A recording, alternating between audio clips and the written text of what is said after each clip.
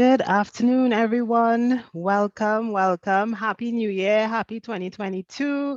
We sincerely hope that you all had a great semester last semester and that, a lot of you all are in final year. So this is the last lap, so to speak, the final push, and we really are here to support you guys in getting everything that you'll need to get ready for graduation. So thank you so much for coming to our first World of Work session for this semester too.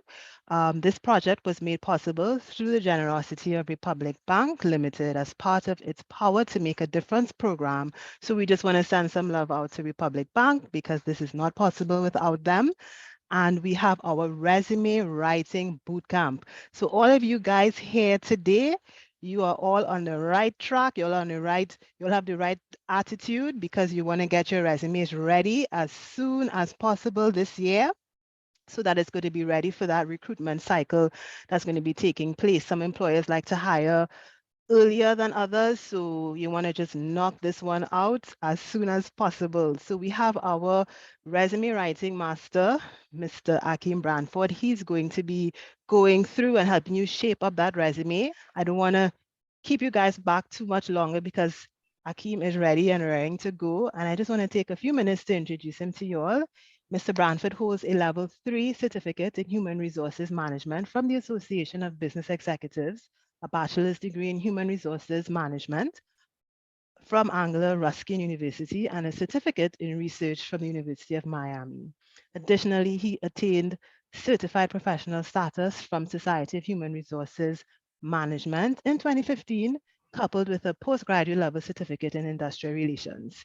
He has always had an affinity, for learning and growing while garnering experience in HR specialist and generalist positions in both public and private sectors, while in roles such as human resources, industrial relations manager, compensations and benefits analyst, and the list goes on. With more than 10 years professional experience at all levels of human resource management and industrial relations, Akeem's passion for the field and people development brings him here to you today at our resume writing bootcamp. So let's all welcome him warmly. Akeem, the floor is yours. Thank you so much for that introduction, Nandi. Good day, everyone. As stated, my name is Akeem Branford. Now I'm going to slightly challenge everybody today. I want as many as many cameras on as possible. It would be really nice if I could connect with some faces so that I'll be able to have some sort of human connection. I know we're in times where everything is virtual now, and that is fine. But as much as anybody I could see, I've seen no one. Nice. Miss Voodoo has an amazing background. It's real life. I like it. Anyone else? Valisa, excellent. I like in the jacket. Yes. We will get, okay, so if two people want to give me a little gas up today, no problem. I'll take that. All right. Great. So. Okay, thank you. All right. Great. So I'm just going to move swiftly along, guys, because this presentation is relatively long, but it's very engaging. We're going to learn a lot today. So if you have a pen and paper, that is one of the best things you can do right now. Just to share with you all a little briefly, based on what Nandi said earlier, I mean, I'm a certified international master resume writer, and I am the managing director of my own resume writing company called Branford HR Solutions. I'm based in Trinidad and Tobago. That's the country of my birth, but I'm based in New York City also. I've written thousands of resumes at this point for people in Canada, USA, UK, Middle East, South Africa. I do niche resumes for women and that type of thing. I've been doing this for over 14 years, and I'm very passionate about people development. So I want everybody to feel as comfortable as possible. If you want to have a little discourse with me, put the little raise hand symbol. We'll have a quick chat, but we want to be able to get through the material today, right? So normally this is where I try to meet the people in the room and try to get a sense, but I cannot do that with how many 60 something people in the room. So we're just gonna kind of pretend we know each other a long time, all right? As usual, if you have questions, you can either put it in the chat or do the raise hand and we'll go on, right? So the topic today is really how to learn how to create an impressive resume. Now, I know some of you may have already had sessions where you know the basics, but what we're going to do is just confirm that you have all your basics down and give you some tips and tricks, right?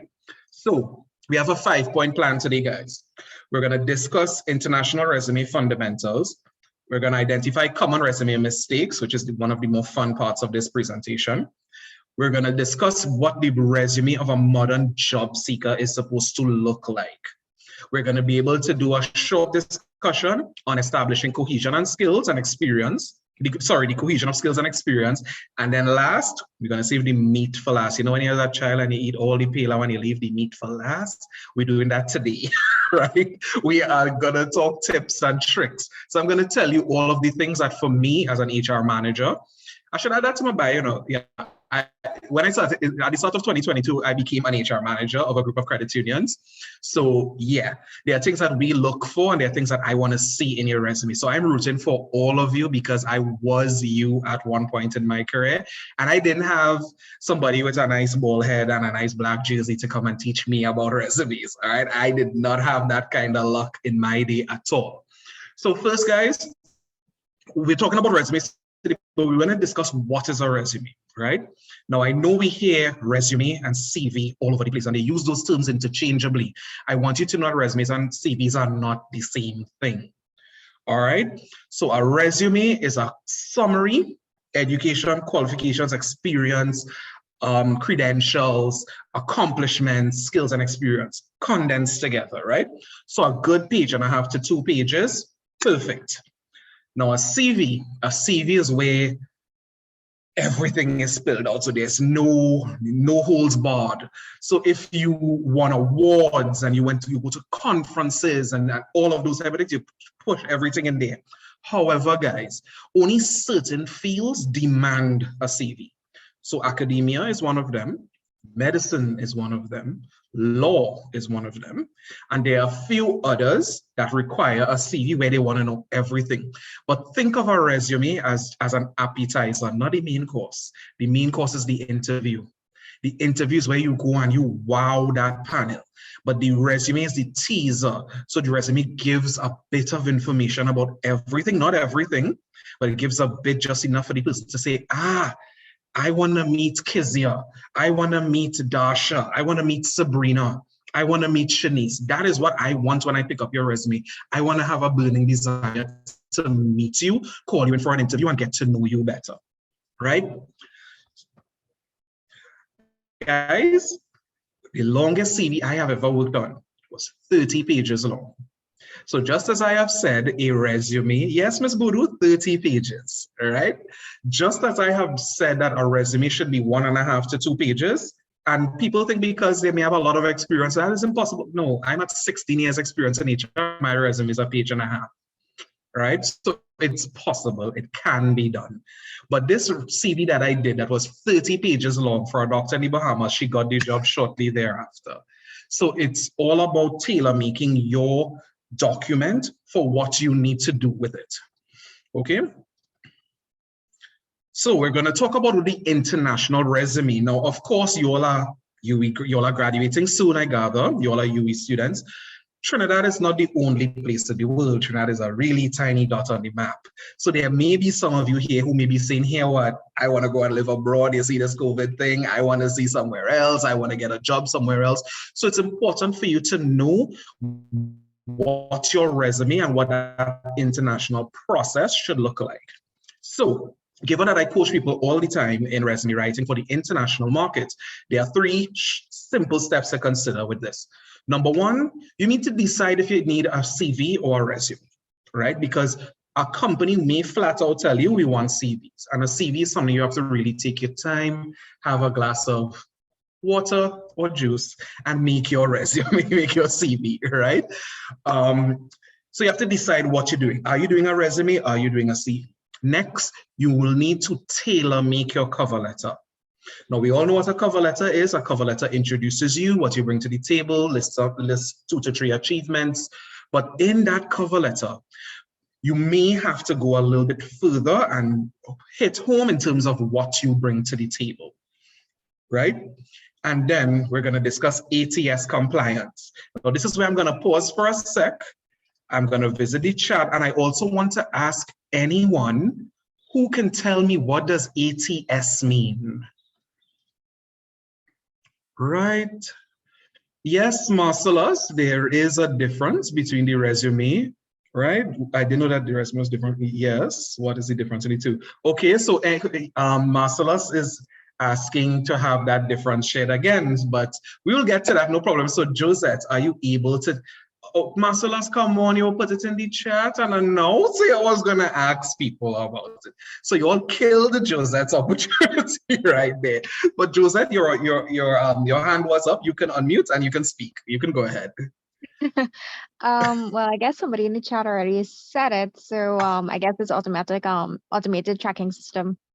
It is. Right now, an automatic or automated tracking system is meant to do some very, very basic, simple things. ATS systems filter resumes. Now, in my workplace, when I put out a vacancy, like 2 weeks ago, I needed to hire a member service representative. And what I did, I put out my vacancy advertisement and I got literally 1,400 resumes back. And my assistant sat in a corner, she got a glass of juice, and she went through all of these resumes, all of it. And I told her what I wanted, she shortlisted it, and that was that. Now, 1,400 is a lot, right? In Trinidad, we can do that. We can manage 1,400 documents. In the United States of America, when they put out a vacancy and they get 1 million resumes back, they can't sit down and with an assistant and sift through that on their own. So they have to have a system, an automated system that sifts the resume based on different criterion. Luckily for Trinidad and Tobago, we are not there yet, guys. We do not have to consider ATS locally. Only certain companies, I'm not going to mislead you, certain companies I'm seeing now are asking for ATS. I don't want to call their names in the interest of if it have anybody here who parents working there, but nonetheless, right? If anybody reaches out to me and wants to know what their companies, those companies are, I have no problem telling you. It's not a secret, it's just not something I wish to be so public about. But having a resume that is ATS compliant, I'm just going to be honest with you guys, an ATS resume is considered the ugly stepsister of resumes. It's very, very basic. So in an ATS resume, style doesn't particularly matter. Color is not a thing, because an ATS templated resume is the most basic resume possible. My 8-year-old niece can do an ATS resume, right? So what you need to do is when you look at a vacancy advert for an international job, please read through all those tiny little lines and see if they want an ATS compliant resume. And at that point, you're going to have to do keywording, buzzwording. You're going to have to, sorry to say, but you're going to have to take things out from the job adverts and put in there. If that's your skill set, don't lie. All right, not advocating for lying. But ATS resumes are just so different. So you have to be careful. And of course, there are templates online for ATS. I don't advocate templating for a normal resume, but I would have no problem templating for an ATS resume, right? So now, guys, we're going to discuss the big three concepts. And this is the last part of the international resume writing process, right? So the big three concepts. You have to address three particular things when you're applying for an international job. Number one, you need to showcase your international and your professional personality. So if you want to indicate, okay, I'm accustomed to traveling, I'm accustomed to learning different cultures, different people, I speak these different languages, that type of thing. Further, you can discuss your cross-cultural skills. You can say, okay, in Trinidad, I'm accustomed dealing with international teams, all of that. So those things are very important for the international process. Further, you can address other differences. So there may be other little particulars in there that you'll be able to address that can help you apply for a job internationally, right? So I finished with that part. I tried to make it as simple as possible, but it's really, really deep and convoluted if you get deeper into it. But those are the basics of applying for a job internationally, all right? So we're moving on. If anybody has any questions they would like to ask about that part. I didn't see anything in the chat. Are we good? Great. So we're going to move along to identifying common resume mistakes. Right now, this part is slightly long, but we're going to run through it. It's just about 5 or 6 slides, right? So What are the common mistakes we see on resumes, right? Number one, unprofessional layout. Your resume should not be looking like Carnival Monday or Carnival Tuesday, right? Please make sure your layouts are neat, margins are in place. Now, people do this thing now. I'm seeing it lately. Well, I've seen it a lot now where people push their margins so far left and right that it's cumbersome. If you look at a document to read it, guys, think about your reader here, right? So if you have to read a book where the pages, where the words went from the complete left side to the complete right side, wouldn't you be annoyed to read that? You'd be looking at that and you'd be thinking, I don't want to read this. It just looks like too much. It's not attractive. So make sure your margins are set clearly, that you have at least a little space so your document is neat. Another common mistake, too many pages. I got a resume last week that was 17 pages long. I don't know why people decide to literally, I don't want to use the word regurgitate, but they just spit everything out on their resume. Please don't do that. Edit yourself. You know what's a really good way to edit yourself though? When you're doing your resume and you find it's getting too long, look at it and think, is this gonna earn me money? So let's say that I won, what's very random? Let's say I won Mr. Community of Trin City 2021. Now I may be proud of that because it gave me a whole bunch of money and whatever, but how is that gonna add value to a job or add value to an employer if I'm applying to be an accountant? So you understand where I'm coming from, right, guys? We have to think about our audience and think about money. It is what it is. I'm not going to sugarcoat anything for you all today. This is not a process for fun. It is not a process no, it's a process to earn money. You all are spending a lot of money to get a very expensive education. You want that when you come out into the world of work, you're taken seriously, you're respected, and you want to put your best foot forward in that resume. So if you have more than 2 pages on your resume right now, know that it is too long and I am not going to read it, right? When I get 1,400 resumes back, I can't sit and read so many pages. Just give me a teaser, give me as much about you that I can say, you know what, oh my God, I really want to meet Trishana, I want to meet Daisha, and I want to get more information on this person. I want to know more about this job that she said she did research on, because I'm looking for someone with research skills. I want to know more about that person. Always leave your reader wanting more, right? The cheeky email addresses. So the hotredgal75@gmail.com, the isazessa23@hotmail, and what are the others we get? What did I get the other day? I got I don't want to say it, but yes, please. Now I know I'm probably a millennial. A lot of you all are probably Gen Zs, right? Gen Zs are very much into their own individuality, their own personality, and pushing that sense of self. And I have no problem with it. I respect it.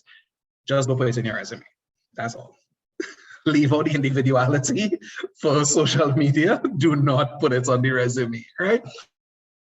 So if you have the, I'll probably share this with you all. This is probably really highly inappropriate, but I was making that mistake for a very long time. When I was a teenager, I loved the music of Sean Paul. You probably might even know Sean Paul now. And Sean Paul had an album called Dirty Rock when I was a teenager. And everybody was Dirty Everything. So my best friend was Dirty Gal at hotmail.com, and I was Dirty Boy, and everybody was Dirty Everything, right? But those things, guys, leave it out of the resume. Please, please just leave it out, right? So the cheeky email addresses, the convention for your email address really should be your first name dot your last name, and Gmail seems to be the easiest suite of services to use right now. So Gmail is something you can use. So I'm not advocating for Gmail. I don't work Gmail. They don't pay me, right? But first name dot your last name at whatever engine you choose.com. Fancy text. I don't know there's a young people I'm dealing with. You all know about BBM long time? You all remember how to do BlackBerry Messenger? You all remember everybody's, how they text was a set of fancy text running all over the page. And you're trying to read it, all they say is hello, and it have a dog below the, exactly, you all know what I'm talking about. Fancy text. Not for the resume, no. So if your resume has any fancy text in it, please take it out. Later on in the presentation, I will tell you all the recommended texts that you all can use, but take out the fancy stuff, the monotype, cursive, all of those really Lucinda handwriting, and no. Guys, if your phone number is out of service on your resume, please change it to a number that is the easiest number that you can be reached at.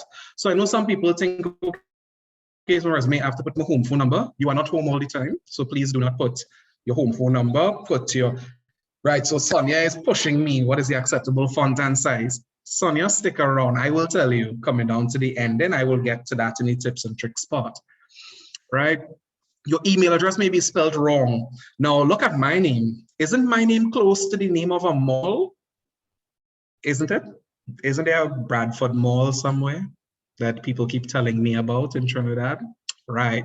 So if I am not careful with how I type my name, if I put Akeem Bradford, or even if the reader, and you have to be so careful, like guys, because your reader could be so tired and whatnot and pick up your resume and see Bradford and think, oh, his name is really Bradford, you know, and may go on. So you just have to be so careful with the spelling of your name, because it's very easy to gloss over something like that. Now, I'm going to discuss something that we're going to get into better a little bit lower down, but I'm going to say it up here. A common mistake is that some people may put a professional summary and not an objective on their resume. So Sasha, okay, since I can't remember the person's name, since they messed up my question, but I'm going to ask this as a question. What is the difference between a professional summary and an objective on a resume? What do you all think would be the difference? So if you know it, put up your hand and unmute, and I'll acknowledge you and you can unmute and we'll speak. Josette, you don't want to give anybody a try? Okay, no, Josette, I should let you answer because you did get, no, Shaniel, please don't answer in the chat. Josette, you can unmute and continue. All right. Well, I guess a professional summary basically describes who you are, whereas an objective has to do with what you aspire to accomplish. And I actually could not have answered that better myself. That is excellent. Thank you for that, Josette. Diana, you want to take a stab at it as well? Hi, my name is Dana. I actually would like to ask a question a little further on it, if that's all right. Mm-hmm. If you are just applying to different companies that are not necessarily offering any positions and that sort of thing, and you have a generic resume, how would you know to tailor it to see what the company wants? So like if you have just a generic one, would it be better to have an objective? You're asking so many things within that one little question there. So what I'm going to say, I have a very unpopular opinion about tailor making your resume, because trust and believe, we know when you do it. So when I pick up your resume and I see every single thing I wanted my job advert that you put. So I know, oh, sorry, my connection is unstable. Y'all are hearing me? Everyone is hearing me? Can you repeat that last part? I missed it. Sure. Is everyone hearing me now? We're hearing you now. Perfect. All right. Sorry about that. These things happen. We rebuke that. What I'm saying is, I have very unpopular opinions as it relates to doing that and tailor making your resume. I can confidently tell you that 16 years in HR, I have never tailor made my resume to a job. My resume is tailor made to me. If I am not the person that you want, then that is not the job for me. So I try not to say this publicly too much because I don't want people to feel any type of way, but be very, very, very careful and very mindful of desperation, all right?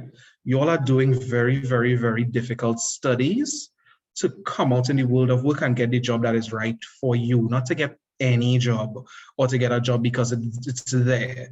So please understand that the type of job applications you're going to do is not the regular job applications that everyone else is doing.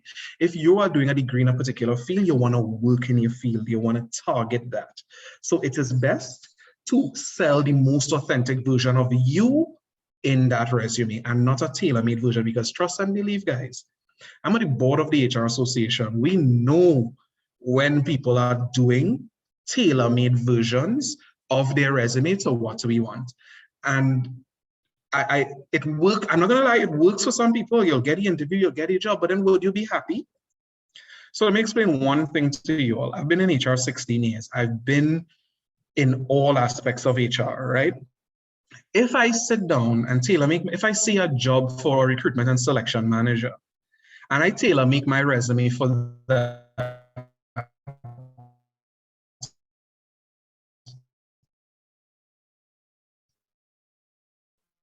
I may get the job because everything in HR, so I will get fed up. I see Nandi muted. You want to say something, Nandi? Broke up again. You broke up again, so we didn't hear your, that first part of the tailor making. If you tailor make your job and then you gave the name of the job, the HR position, and then you kind of broke up. Yeah. Okay, so I was saying, if you tailor make your resume to one aspect of what you're good at, and you're good at being a generalist, you're not going to be happy in the role. So what you need to do is make sure that your resume is tailored to you. So as Josette said earlier, the professional summary gives you a snapshot into who the person is. So your 2 words is important there, your professional identity. It's very, very important. How many years experience you have, what you bring to the table, what you're looking for. Sorry, not what you're looking for, but what you can do, right? The objective is what I would expect to see from someone under the age of about 23, after 23, 24, because millennials are quick. I'm sorry, Gen Zs are quick. You all get experience, you all know your stuff pretty early. So when I was younger, you could have an objective until you were 25. However, now you should, after you cross about 23 thereabout, you should have a professional summary, because at that point you may be done with your degree, you may know who you are professionally, and you may want to sell that versus selling just what you want to do type of thing. All right. So did you make the right choice? So that's a common mistake I see a lot. Did you make the right choice? Did you send a resume when they asked for a CV, or did you send a CV when they asked for a resume? So just be careful of that, because lately now I would ask for a resume in a vacancy advert and I get back a whole bunch of CVs. All right. So people are asking questions. So is this going to be posted somewhere? Drusilla has a class, so you can liaise with Nandi and they would assist you. All right. Use of templates. Now, guys, I really butcher these templates when I see them on MS Word. If you go into that section there under File in MS Word, you see a whole bunch of resume templates. Please don't use them, because we know them and we know that those are the quote-unquote lazy documents. So I want you to show your individuality. I want you to show your a little bit of creativity, some skills, all right? And Neela is asking a question, does it matter if I come out of university? No, it doesn't matter if you come out with no experience and you only volunteer, but it's how you sell it. When I was in university, I volunteered in several different things, but I was working while studying. So I looked at internships. That's another thing, guys. Keep humble, do an internship. Do not look at money when you now come out of UE. Look at the experience, because you need to develop what you can deliver and what you can do and what an employer is going to pay you top dollar for. So don't worry about the money for now. Don't worry about the fact that you have no experience. The best way to start your career is from internships, right? Learn, jump into an office environment and learn. Because having a degree means you can learn. So you just need to learn in the work environment, right? Grammatical and typographical errors. Now, these things are common. It's basic. It happens. Please, if you can't afford the expensive programs, like one I will discuss later on, but if you can't afford an expensive program to proofread your document, just click Shift and F7, and or sorry, click on Control and A, highlight your whole document, then Shift and F7, and that will give you a proofread on your entire document. All right. Incorrect tense. Now, guys, be very careful that in your resume, you must start your current position, if you have experience, must be in the present tense. Anything else is in past tense below. So if you have your resume in front of you, check that, see, make sure your current job is in present tense, everything else is past. So let me look here and just answer some questions. Sonia asks, so persons achieving their degree after 25, is it okay to still have? So, Sonia, yeah, remember you're competing. Remember, it's a competition in terms of the job market. It just is what it is, right? If you're doing the mature route and you are over 25 and you have an objective, there are ways and things you can do to shift that professional summary. So my professional advice would be to do the shift, but if you believe that you're still at the objective point, that's okay. If you have no experience and you're over 25, you're just being honest, and the employer will assess that in the way they see fit. All right, some of the internships open to ESG students were canceled due to, yeah, Trishana, I agree, I understand, I know, but some companies are still pursuing different types of internship programs. Some are virtual. So, it's just about continuing looking and doing that job search, right? So Jeloren is asking about what about OJT? So what about OJT? What do you want to know, Jeloren? So do you want to unmute and tell me? Hi, good afternoon. Hi, Jeloren. Well, just like I think was Sonia, I am one of the older ones to be completing. Well, I completed last December. Congratulations. Thanks. So I did my associates first at Custard, and I did my bachelor's at UE. Now I worked one place, Right. and that was. If I may, Jeloren, what do you want to know about OJT? Do you think that it is it's a good way to start your career, as in it is getting experience? Because I only work one other place, and that was doing market research, but I did social work, and I don't have social work experience other than the 1 year practicum we got to do. Okay, no problem, Jeloren. Thanks for that question. What I will say to you though is that OJT, if it's done the way it's meant, sure. If you were actually in a training environment where you were learning and assessed and that kind of thing, sure. But unfortunately, some OJT programs, you're just thrown in the deep end and you have to work, right? And you're not learning. So what I always tell graduates, use your first 2 to 3 years after you graduate to be an absolute sponge. That's when you soak up all the information around you and you learn. Right, so I understand OJT does give sometimes a great level of training, a great level of learning, and a lot of development. So if that was your case, not a problem, right? So guys, omissions and career gaps.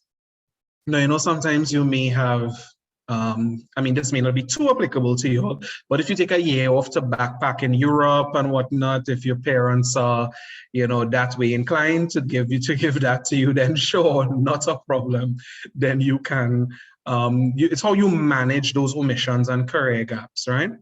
Now I'm seeing a lot of questions coming through, so I have experience on 5 different fields. Ooh. Okay, Chris, you have a challenge there. We'll have to have a discussion on that. If you have experience in 5 different fields and not your field, that's complicated. So we're gonna have to judge that. But clearly, then you have no problem getting into any field you want. If you have experience in 5 different fields, then you have no problem getting into any field, but we can discuss it further. Guys, now too many personal details. I have seen resumes lately where people put their age, their marital status, their religion, and sorry to say now, probably even their vaccination status, but I'm not having that discussion today at all. But of course, excessive personal details is just not for the resume. So look at your resume in front of you and see if you have your religion on there, your age, your marital status, even your whole address. Do you know you don't need to put your house number on your resume? Do you know how unsafe that is to have that type of information floating out there? So if you look at your documents in front of you and you're seeing your house number, yeah, please take it out. And guys, At the end of this session, we'll be able to have a discussion on your own resume if you want to. Now, of course, everything I say is going to be constructive. We're all going to learn together. I am never insultive on anybody's documents because all you don't want to see my resume when I was younger. So, of course, we're going to have a safe space at the end of the session to discuss your resume, right? I will not call your name if your name is there. You can remove your name. I guess Nandi and Sabrina will be handling that. Emily will be assisting with that. Great, so we're going to move on. Your objective or your summary. Okay, thank you, Nandi. They will remove the names. Your objective or your summary on your resume should be no more than about 3 or 4 sentences. So please don't overdo. It's not going to be a dissertation, right? Does anybody know what a skills bank on a resume is? Anybody can, yeah. I want anybody can put up their hand and tell me what a skills bank on a resume is.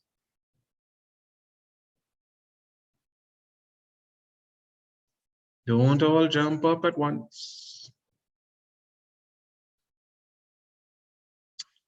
Well, Ritu put up her hand first, but we'll take Maria's as well. So Ritu, you can unmute and go ahead. Hi, good afternoon. I'm thinking skill bank is like where you put all the skills that you have acquired and like if you're good in swimming, dancing or whatever. Okay, I'll take that for now. And who was the other person's hand was up? Was it Maria? Yeah, I was just gonna say, I think it's like you just designate like a small part of your resume to put skills and put like would just describe your skills. So like that's what I could really come up with. Okay, I'll take that for now. Thank you, Maria. Let's take Shania. So I think it's not just skills in terms of dancing, but I believe it could be skills such as computer literate or you know, skill in Microsoft Office or customer service and stuff like that. Got it, Shania. Thank you. I'll take Valisa next and then Denicia. So go, Shania. Hi, this is Valessa. Hello? Yes, go ahead, Valessa. Oh, okay, Shania. Oh, your hand was still up. Sorry. Go, Valessa. Sorry. Oh, okay. All right. So when I see skills bank, I think particularly things like some of your past experiences, if you have past experiences in relation to customers, Microsoft Office, if you have any type of supervisory skill, your abilities, you know, if you have excellent written or verbal communication skills, your ability to work well with different team members, your diversity. So the skills bank in itself really shows the employer how you could add value or how those skills could add value to their organization. I like that answer, Valessa. Thank you. And when Denicia is done, then I would give the summary. So go ahead, Denicia. You could unmute. Okay. I would just say that your skills bank would include your soft skills like communication, leadership, ability to work with leadership others. is a soft skill? Well, that's what I think. And then hard skills, as someone would have mentioned, things like Microsoft Office and the ability to use certain programs and writing and those kind of skills. Yeah. Okay, thank you for that, Denicia, and you can put your hand down. I would like to congratulate Valessa on giving the most Akeem type response, right? The word of the day is value, guys. If you will hear nothing I say over this entire time we're talking today, if the only word you take from this is value, then my job is done. Everything in your resume must be meant to add value to your employer. And I want you to take it a little further and think about money, right? Employers pay for value and deliverables and what you can do, right? So of course, you all are currently at the stage in your career where you are developing all of the things that you're going to have to put in your skills bank.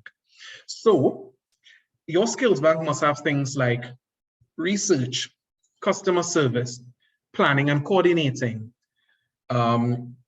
working well in diverse teams, accountability and ownership, those type of things. Now, guys, could we please just not put, I mean, communication is excellent, verbal and non-verbal, but I was just telling me you could talk. I'm not going to pay you for the fact that you could talk. All right. So when doing a skills bank, think of your technical and your non-technical skills. So I don't like the term hard and soft skills because soft skills sounds like as if it's an easy thing. It is really not. There's no such thing as an easy skill. Skills are things that take perfection over time. You have to learn it. So it's not a soft skill. It's definitely a non-technical skill or a technical skill. All right. And guys, the language content of your resume should be strategic. Now, of course, this is a master class really that I'm having with you all. Yes, it's a boot camp, but anything I do in resumes is always a master class. I'm going to teach you all the best that you all have to do, right? To get land that job of your dreams. So the language in your resume must sound strategic. It must sound like this is the quality of work that this person is going to produce. So when I read your professional summary, I don't want to say, I am good, I am this, no, it must read intelligently. It must be a good grabbing 3 or 4 sentences to make me say, yes, I want to meet that person. All right. So we're going down. Social media profiles. The Gen Z's in the room. If your social media profile has pictures of you that may be slightly compromising, please don't put your social media on your resume. Even if there isn't your social media profile on your resume and there are pictures of you in compromising positions, we will find it. So please be careful of your social media footprint. And people just make that mistake. People think, okay, well, no, LinkedIn is fine. LinkedIn is fine. Shananta, yeah. LinkedIn is fine. But when I say social media, I mean the Facebook, the Instagram, the TikTok, the Twitter, the freak Twitter, and all of that stuff. Let's just keep away from the super social media things, right? And just be very careful with that. Don't put it in your resume if it has unprofessional content on there. Now, there's another common mistake we get where your resume may not be fully updated. So you get a resume where the end of it is 2015. So did you relax for the last 6 years? What did you do from 20? I mean, I know there's this running joke that your resume should stop at 2019 because what did you do after 2019? You washed your hands, right? But I mean, whatever, right? But of course, you would have been able to do things over the last 2 years. So please make sure that your resume is fully updated to current. Overuse of keywording and buzzwording, that I did discuss that a bit when I spoke about ATS resumes. Keywording and buzzwording are basically big words for copy and pasting from the job description. So just be careful when doing that. But nothing is wrong with keywording a resume properly or buzzwording a resume properly. But if you overdo it, we can kind of figure out what you've done, right? Education qualifications not in the correct place. So I'm going to take a water break again now, and I'm going to ask who can tell me the difference in a resume, the difference between education and qualifications.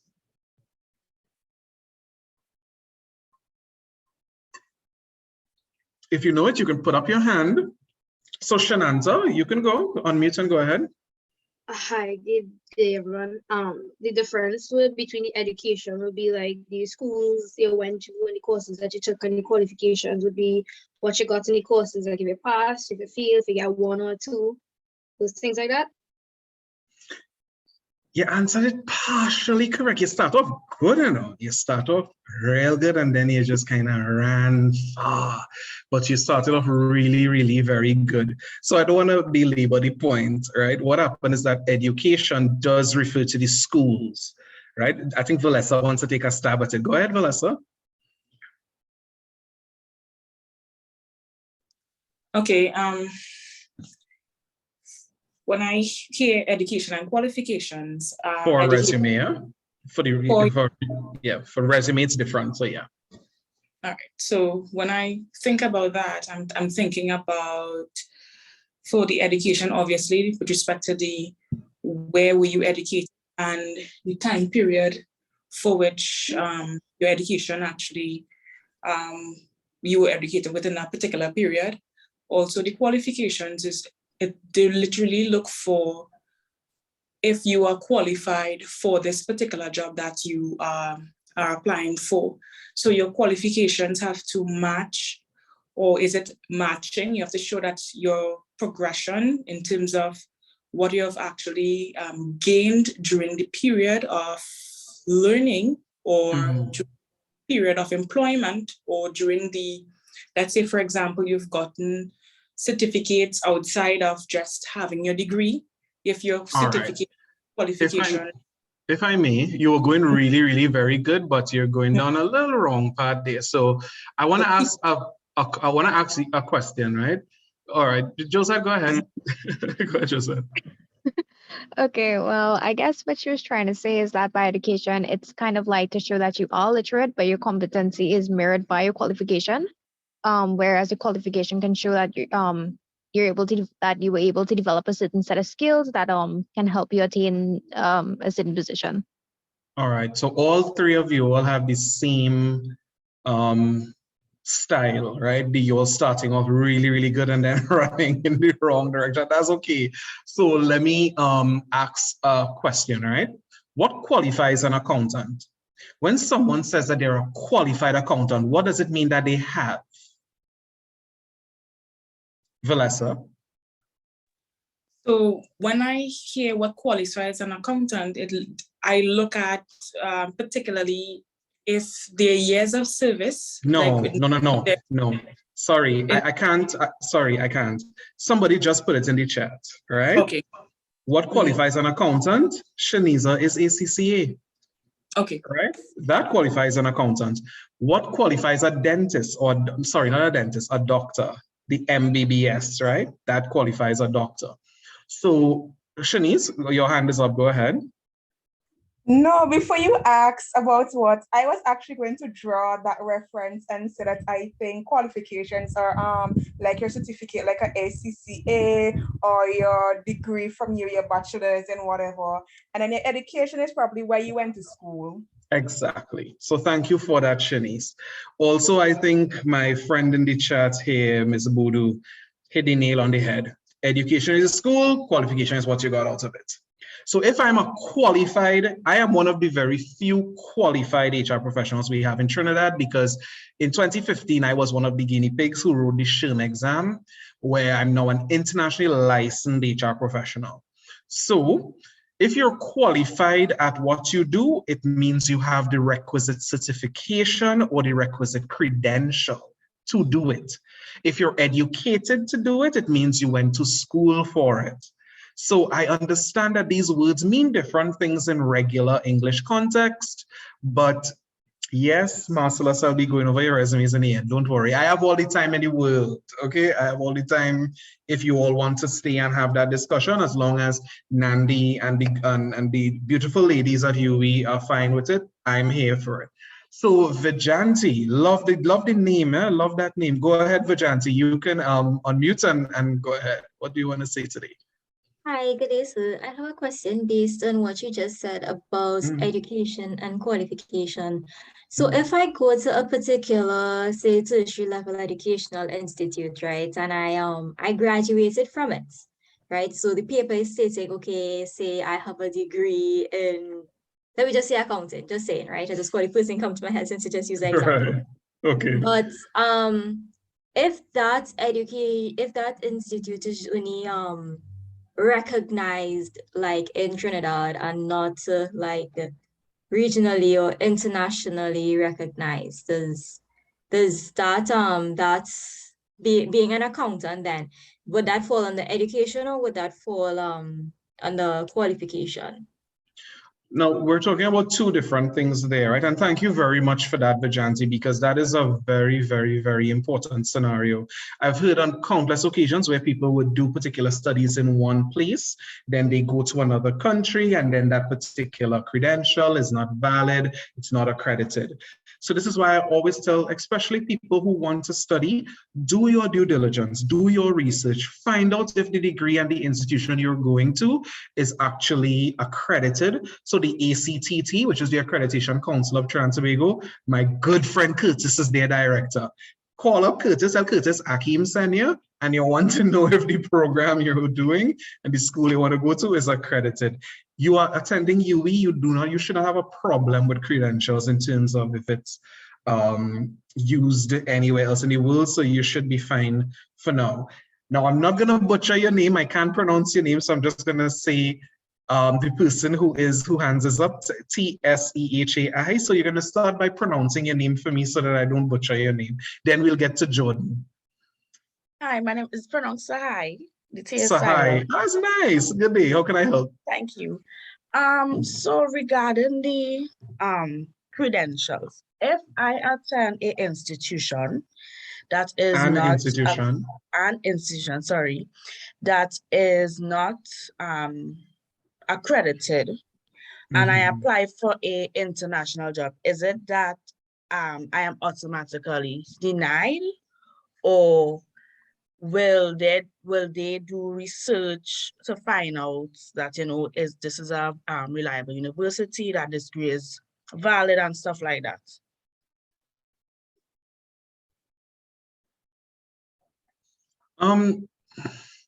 Now this is why, have you ever seen a job advert that, okay, my connection is unstable. You all hear me good? I'm seeing it says unstable. Is everything okay? Good, all right. What I will say though is that if you've done an entire degree somewhere, it is valid regardless of where you are. It's just whether it's certifiable or not in terms of the accreditation council. Sorry, accredited. What did I say? Certifiable? Making up words. All right, it's either if it's accredited or not. So of course you need to do some research, Sahai. If you're going to undertake a 4-year degree or even a 2-year master's, whatever you want to do your own research first, find out if it's accredited. Of course, if you're applying for a job in a jurisdiction that does not recognize the university you've gone to, then you're a little bit up a creek without a paddle, and you may have to do over some studies if you're looking to migrate, but you as well have to know what you want. So if you know that, okay, my degree is just not for Mozambique, then let me do my thing in Trinidad. Nothing is wrong with that. All right, Jordan, you can go, and then Chris will unmute. So you can go first, Jordan. Hi, yes, good afternoon. Just Afternoon. thanking you for having this session. I appreciate it a lot. So my question is regarding the education itself, right? At what point would you say is advisable to leave out the secondary school you've been to and completed work at? All as right. an education route? Yeah. You see, that's a bit subjective, because there are organizations like mine and like myself where I want to know that you've at least passed English. So I would say keep it in until an employer tells you take it out, right? For me, I have an issue, and for me, it's more personal in terms of style. I take grave umbrage when someone sends me an email with text language. So for me, I need to know that you would have at least passed CXE English, so you know how to give me a properly written email that does not include too much text language, and instead of why are you, they just put you, and I'm getting LMFAO at the end of stuff in emails at work where I'm the HR manager. So I understand, I know what you mean in terms of leaving it out, but I would say please leave it in until you're advised not to. All right, Chris, you can go ahead. Okay, thank you very much. No problem, Jordan. Okay, thank you very much. Well, you've been discussing education and qualifications based on your school and degree, but there are also, like, certain skill sets that you can acquire without even, not from the program that you studied. So, like, for example, I studied, for my degree, it was based on a science subject. However, I personally, through my program, developed other, a skill set that was not even part of my program, but it can be used as a separate skill or by itself when I found out from different companies. So But how do I Chris, set? Yeah. all right. Chris, you now joined the call? No. Okay. So when we discuss skills banks, right? Yeah. All of those things that you're talking about, I call them ancillary skills. Because for me as an HR professional, there's so many other skills I've developed along the way, outside of my studies, inside of my studies, outside of my experience, I've developed skills all how, right? And of course, these are skills that you would exactly chronicle in your skills bank. Right? I realized you said it had soft skills that we will put in these skills. I never bank. said soft skills. I don't like these soft skills. So I wouldn't have said. So somebody said soft skills. I remember someone say that, but it's just you could just list it out as normal in your skills bank. Of course, as your technical and non-technical skills. Your non-technical skills, I like to term them as managerial. So your things with teams and people and anything relating to interaction and interpersonal skills and stuff, those stuff will be your non-technical. Okay, so technically, yeah, that was I'm technically saying you could separate your skills section with respect to technical and non-technical, so to speak. So, or just leave it as that unlisted accordance with the separation. Well, what you should do is just label that section areas of expertise. Right? No, I said this is a masterclass. I teach masterclass. So I want to know that the things that you've put in your skills bank, that you are at top proficiency in it. So don't put things in there that you're okay. Like for instance, I like to think that I know sign language because my sister had a deaf boyfriend for years. So I used to have to sign with him to go online and all kind of thing. And I think I'm good at that, but I can't really do sign language. So I'm not going to put that on my resume or my skills bank, right? I understand. Right. So you're putting things in there that you're really super excellent at, things you're going to get paid top dollar for. So yes, along the way during your degree, if you're doing a degree in something like epidemiology or even statistics, immediately in those courses, you are going to become excellent at research, right? And you can get a job as a researcher simply because of those skills that you would have extrapolated from those degrees and studies that you've done. So I like the fact that you brought that up, Chris. And we have to think about transferable skills too. So have you ever gone into a company or gone somewhere and hear that the HR manager or the head of some big department, their degree is actually agri or English, or something really, really outside of what they do? You have ever experienced that? Yes. Right. And this is where transferable skills come in. So you're able to articulate on your resume the degree you have, but the excellent skills you've developed along the way that makes you perfect for the role that you'll be going up for. Okay, and you said that you have to be topped up at the skills in order to list it out in your resume. Even though you have a general knowledge of it, it wouldn't be required. Well, if it says you have, sorry, go ahead, Chris, go ahead. Sorry about that. You won't be at top, but you have general knowledge of it with respect to like doing programs in it and working on it and probably getting a paper published on it as well. But okay, remember, we're not talking academia here, right? We're talking about the world of work and the job, right? So we're talking about the job. So being able to do a paper doesn't do anything for an employer.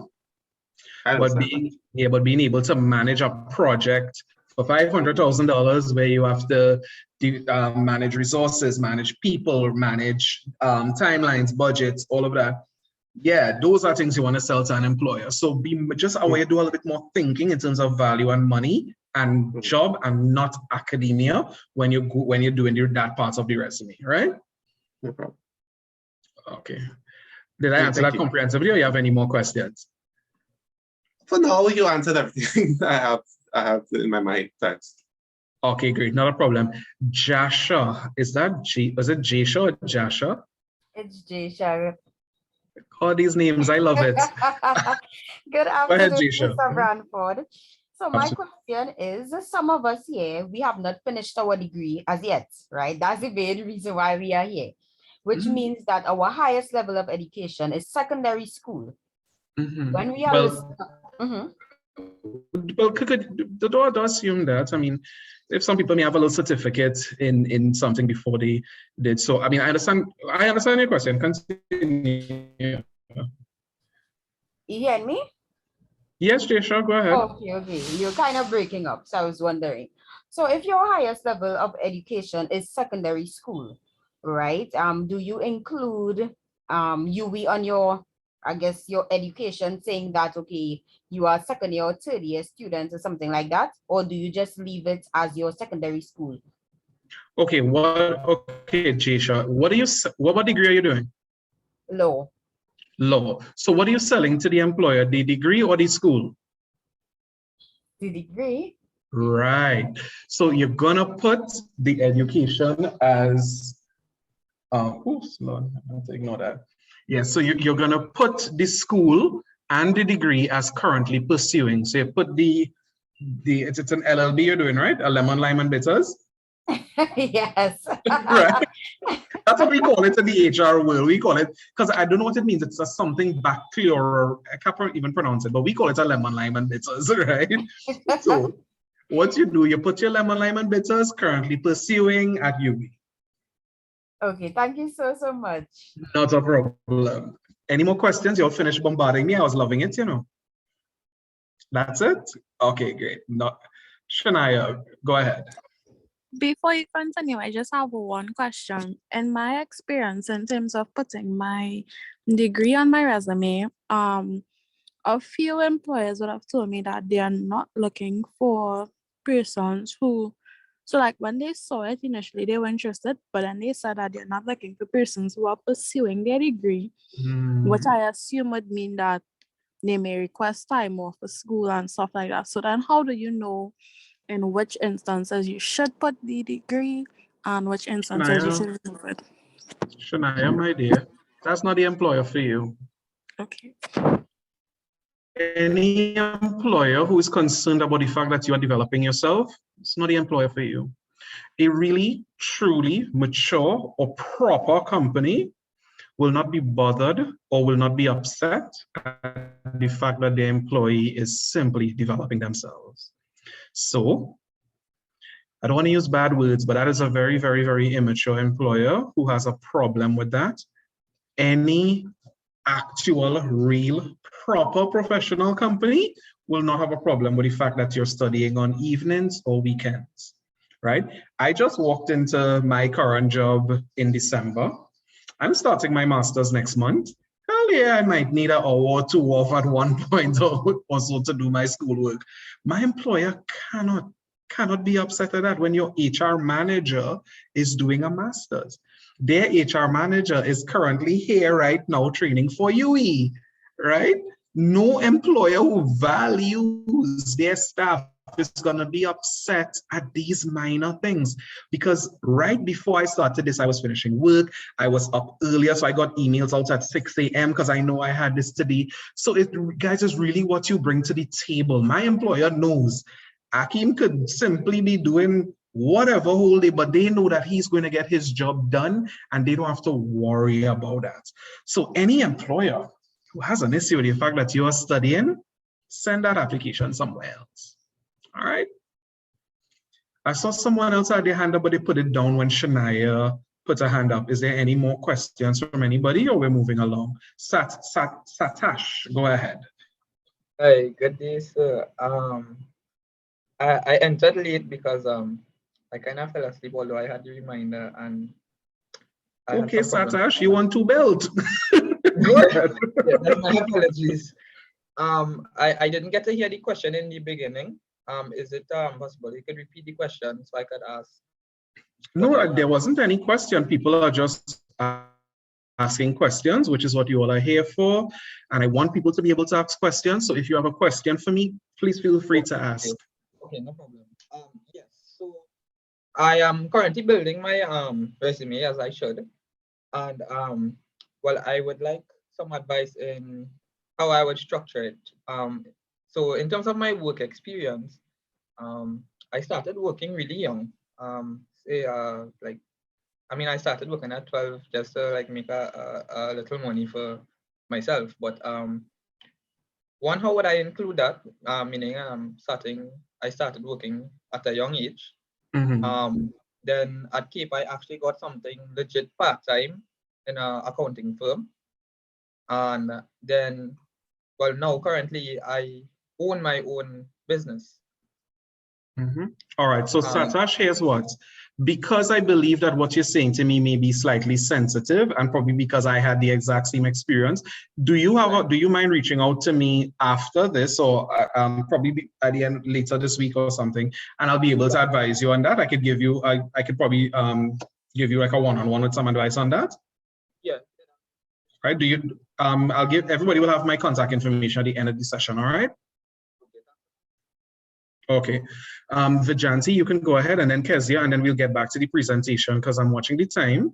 I know we say we have all evening, but I want to respect that some people may not have all evening. So, Vijanti, you can unmute quickly and you can go ahead, yeah. Actually, my question kind of built on what Satish was just asking, in the sense that if you have like work experience from a young age, like a lot of advice I would have gotten over the years was that if you have a certain amount of work experience, and then especially if you're working part-time while you're going to school, you wouldn't be really working in one particular place for an extended period of time. So that may reflect badly on your resume by showing inconsistency. So, you know, it's advised to leave it out. But then other persons tell me that in a professional world, when you submit in a resume, you're not allowed to like leave out work experience. So I want to take the information from your mouth than others, so yeah. No, I really think that it's how you package something. You're not preempting me a bit because I'm getting to a little bit of this later on, but I just need you to know that based on what you just said, sorry, I'm losing my train of thought. Just give me the last part of what you said again with regards to if you have part-time jobs, right? Yeah, so they are part-time jobs while doing a degree. Yeah, while high school degree, you know, throughout life up until this age, because I'm a bit older than the average rest of students here. So yeah, should you put it in because it's mandated that you have all of your work experience in your resume, or should you leave it out because it kind of shows inconsistency in the earlier years of your work experience then? So I'm not going to tell you to lie. So I'm not going to tell you to lie and leave it out, but I'm going to tell you it's how you package it. It's how you put it in there. So I would not be able to go into all of that right now. But of course, once you have part-time work, you can show, okay, I managed this. I learned that. I was able to contribute to this. So you put deliverables in terms of metrics, percentages, all of that. So it's how you tailor make it and how you put it forward that is what may work for you. So Kezia, you can go ahead. You can unmute quickly and you can go ahead, yeah? Yes, Akeem. I just realized my question may be covered a bit later in the program. So if you wish, I could hold it until then. It's with regards to references. References always available upon request. Okay, so you don't think that it should be included? Should not be. I would advise on not putting people's names and phone numbers because of safety reasons. For one, there's a lot of people who use me as a reference, but I don't want my personal phone number on a document flying all over the internet. I don't. And then too, let me tell you what happens. Some people can be so unscrupulous. Do you have any idea how many times I would have been headhunted because of somebody's resume? And that's so unfair to them, right? If a young HR professional that I'm training or that I'm mentoring and coaching is trying to get somewhere in the world and they send their resume to a company with my phone number, they're like, hey, and all you know, Hakeem, that the resume fella, let me see if he could come by us and do so and so and so and work for us. And I get headhunted, and then I'm not using poor in a bad way, but you know, the poor kid who's trying to get a job in the company is overlooked because Hakeem Branford name is there and Hakeem Branford phone number is there. So I always say, do not put in references in the resume. You can't just leave it available upon request and you will be contacted. However, there are particular jobs that ask you for written recommendations, like the police service, the fire service, the Coast Guards, or these type of people, these type of institutions, require written references. Nothing is wrong with having your written references as well, right? So in general, please don't put the people's names and phone numbers on the resume. But if you're asked for it, you can provide it. All right. Thank you so much. I'm just sorry. Well, the main question was one of my only job like work experience is within my grandfather's or one of my family members institutions. Now I know that typically some institutions would ask for a professional reference, and that would be, you know, the place that you worked at, but it should not like be a family member. Family member, yeah. How would you approach That is a concern, and if you are called for an interview and you're asked to provide your references, you can simply state my professional experiences at a family organization. However, my lecturer can assist you. This person, or this person in my community is I don't want to say any type of career, but this person has known me for so and so time. So you need to think from now as a university student developing your references. Okay. All right. Thank you so much. Sure. Shanata will be my last question before we continue. We're still stuck on part 2. We have about 3 more. Oh no, just about 2 more to go, man. We're good. Okay, go ahead, Shanata. Okay, I'll be quick. So in references, do we need like strictly put professional references, or can we use like personal references? Well, if you have no work experience, you have no other choice but to have a personal reference, Okay, right? because that's in my case. Yeah. Just make sure it's not your auntie or your uncle, eh? Oh, okay. But like if they happen to have the same last name as you, but they're not related. Okay, then yeah, nothing is wrong with that. If your last name is a common last name, like and someone has the same last name, that's fine. Okay, thanks. But you just declare that this person is no blood relation to you. All right. So next common mistake, we're going to speak about work history. Your work history needs to be in descending order. So your current role, your current job on top, and the others going down. So double check your documents in front of you and make sure that's how you have it. Too many irrelevant details and accolades. So guys, remember I spoke about Mr. Community 2021, right? Community of Trinity. Take all of those pageant titles and I mean, I know people who are so proud of their pageant titles that they put it in their resume and all of that, and it just really is not anything that adds value to your resume. So take all of those things out.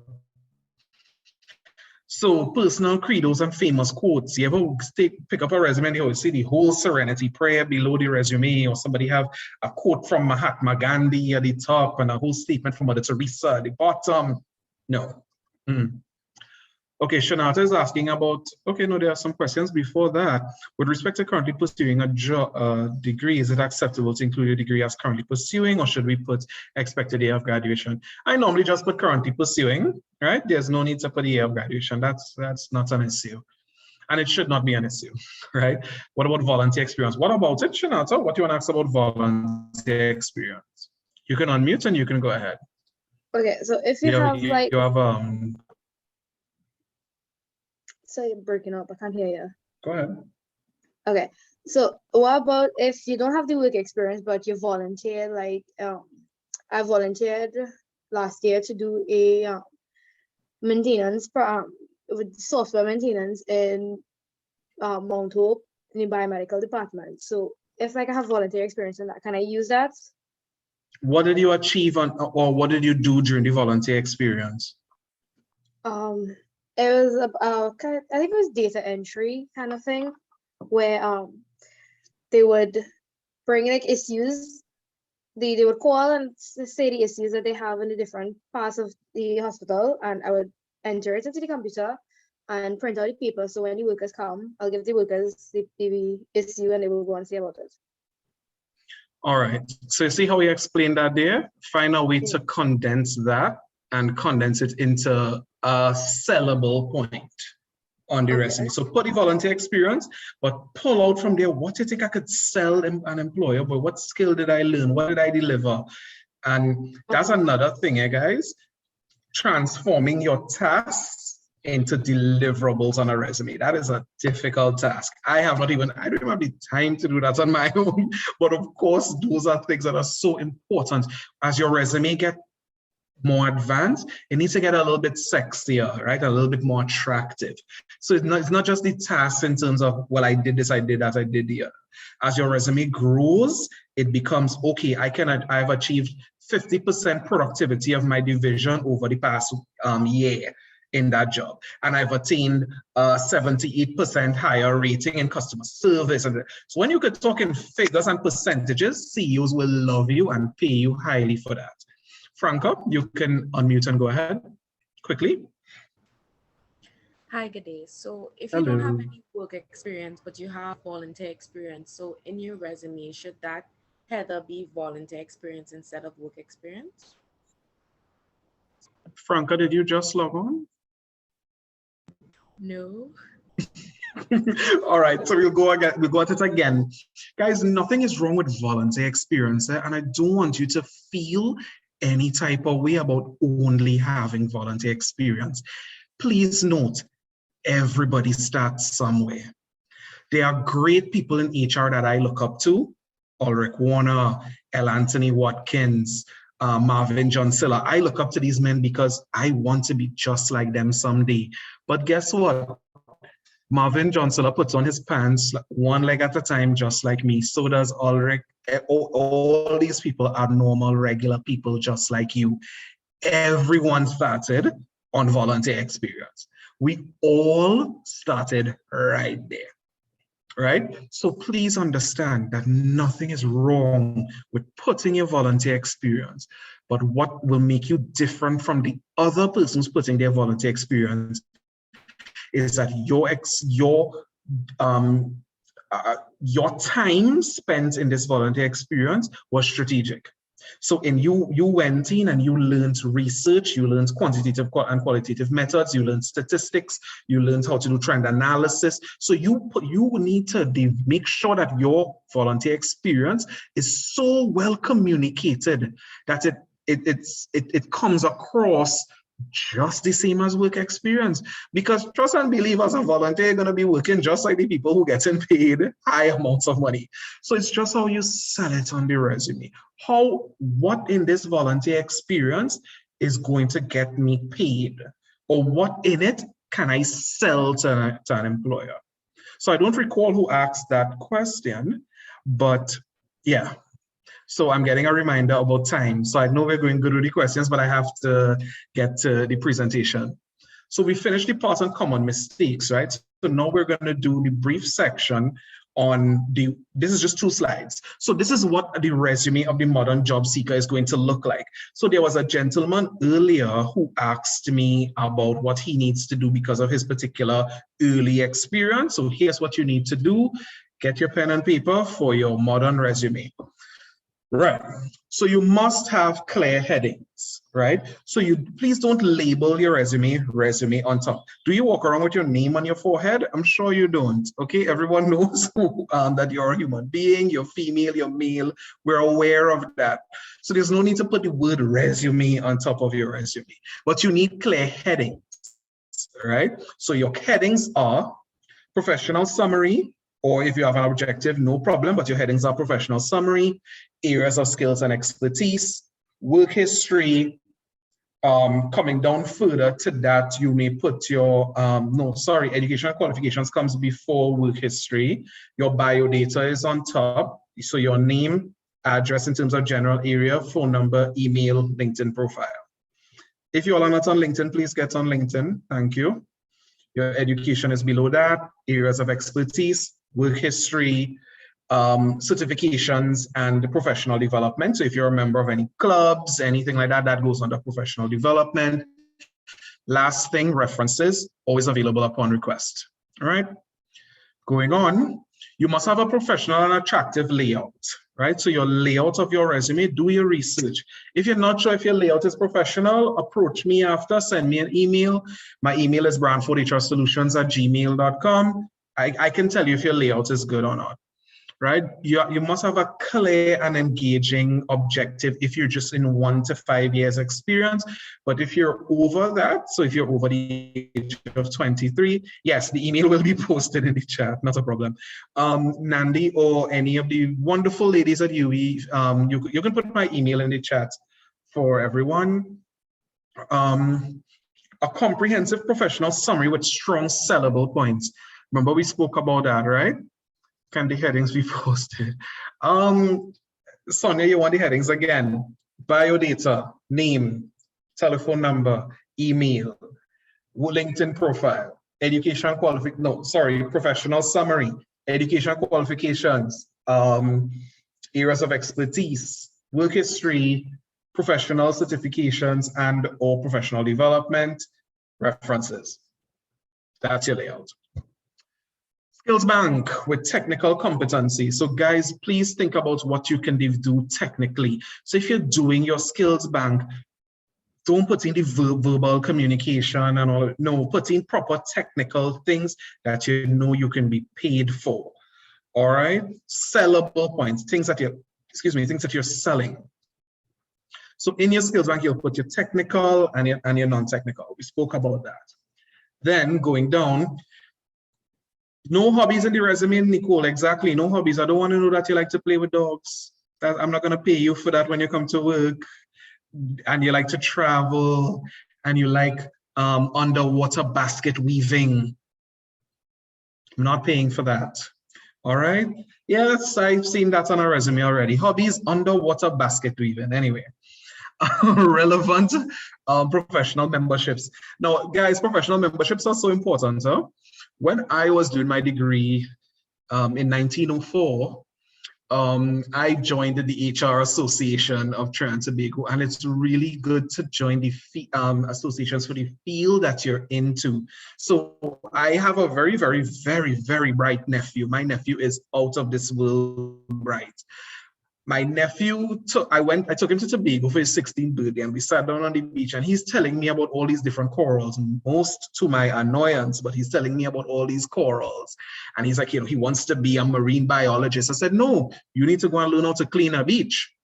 Join the beach cleanup people up the road and learn to sweep and clean down a beach. Because when you do that, and you have the humility to clean a beach, then of course people are going to look at you and say, isn't that Daniel kid, the one who was in the beach cleanup? He seems humble. People want to work with humble people, and people want to work with people who understand the basics of a job. So it's not just going to the beach and learning all the various corals, and if it's alive, and if it's still alive, not alive, and 500 years old, and learn the basics.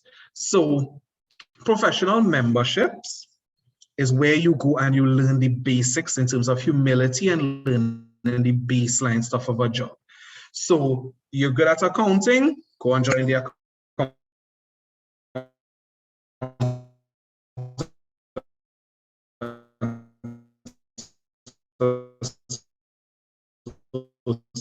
association. My friend who's not board appointments is very important for me because I'm on several boards, right? But guys, if you are on a board, whether it be on my connection is unstable, is it back? Is it back? You're hearing me loud? Right. I just wanted to interrupt to say you did break up when you were giving. Okay. You started with accounting and then you broke up and then you started hearing about professional boards. Okay, sorry about that. So when I spoke about accounting and when I spoke about different fields that you're in, you need to join the requisite associations for those fields if there is one, right? And this can be listed on your resume under professional development. Board appointments. Now, board appointments is important to me because I'm on several boards. I'm on the board of my former secondary school and all of that.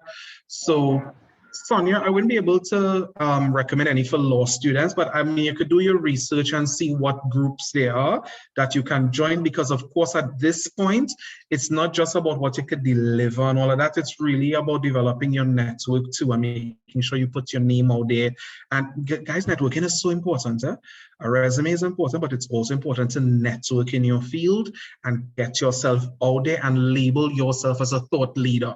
So long time we use the term coach and expert and all of that. In 2022, I'm learning from my Gen Z counterparts, and they all use the term thought leader. All right. So your thought leadership aspects should be under professional development, which is near the bottom of your resume. Your relevant volunteer activity. Please don't discount the value of your volunteer activity. It's very important. Also, international affiliations. Now, if you are really passionate about what you do, you will research on what is going on internationally in your field. So for me, I know there is different tribunals and different councils in the United States. There's SHIN, there's HRCI, there's a whole join some of them. So of course I can put that under professional development on my resume because it adds to the value of what I'm bringing to the table, right? So have strong references on your resume.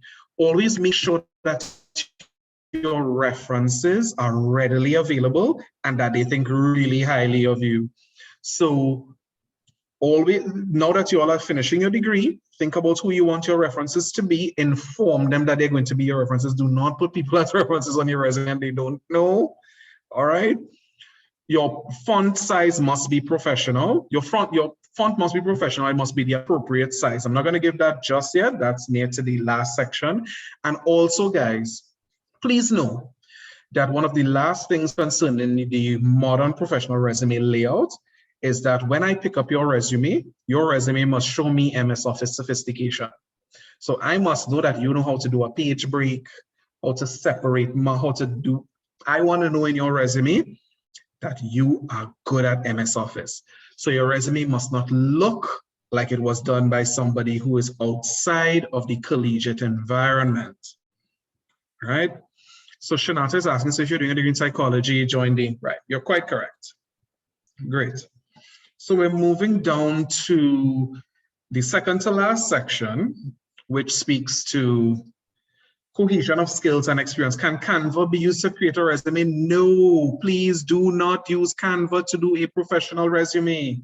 Do not ever use Canva. Canva is cuter, don't get me wrong. I use premium Canva, all right? But Canva is just not the place for a professional resume for a company. Please don't do it. Oh, Diana needs to leave. That's okay. Oh, yes, you can, Diana. You can. You can. That's not a problem. Right, so we're going to discuss the cohesion of skills and experience. This is, again, is a really short topic. Group your skills on your resume, so under functional headings. So if you have, for your areas of skills and expertise, group your skills. While you're doing it, think about the things you'd have learned in research, things you'd have learned in law, things you'd have learned in this area, that area, and put it there while you're thinking about it. Ensure that your experience points relate to your overarching career. So I know my overarching career is HR, so my experience points relate to recruitment and selection, performance management, industrial relations, did I say performance management already? Yes, employee relations, all of that. So you make sure that your experience points directly correlate to your overarching career at the top of your resume. Discuss your transferable skills. Along the way, there would be things that you would have developed. I can't remember who was the gentleman. I don't know if it was Chris, I could be wrong, but someone would have spoken about the fact that you'd be doing one particular area and you develop so many skills outside of that. So it's excellent to make sure and discuss the skills that you can transfer from one field to another. Focus on value and make sure that everything you put on your resume is a sellable point for an organization. Also, ensure that your language is results-oriented and achievement-based when you're speaking about your skills. So you're talking about the skill, talk about what you achieve. You're talking about a skill, talk about what you achieve, that type of thing. And ensure that your experience aligns with the job you're required for, and introduce metrics. Metrics are difficult to introduce, but it's not impossible. Metrics are percentages. So once you can say, okay, when I went into this job, I was able to reduce delinquency by 50%. I was able to up the sales of the company by 30%. So once you can quantify your skills from your jobs, excellent. You get paid top dollar for that. So the final part of today is the tips and tricks session. So this is just 3 slides and we're going to run through it.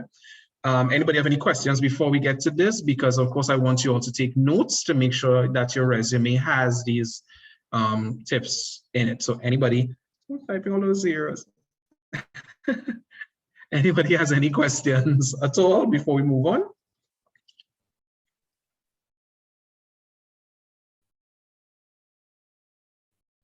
right. No questions. Great. So we're going to move to the tips and tricks section. Sorry. So these are my tips that my company uses. You're free to disagree with them. That's okay. But this is what works for my clients and works for me when I'm doing resumes. Right. First, always have a competency and skills-based approach. So when you're talking about your jobs, don't just arbitrarily or randomly put things in there. Make sure that your points speak to competency and skills.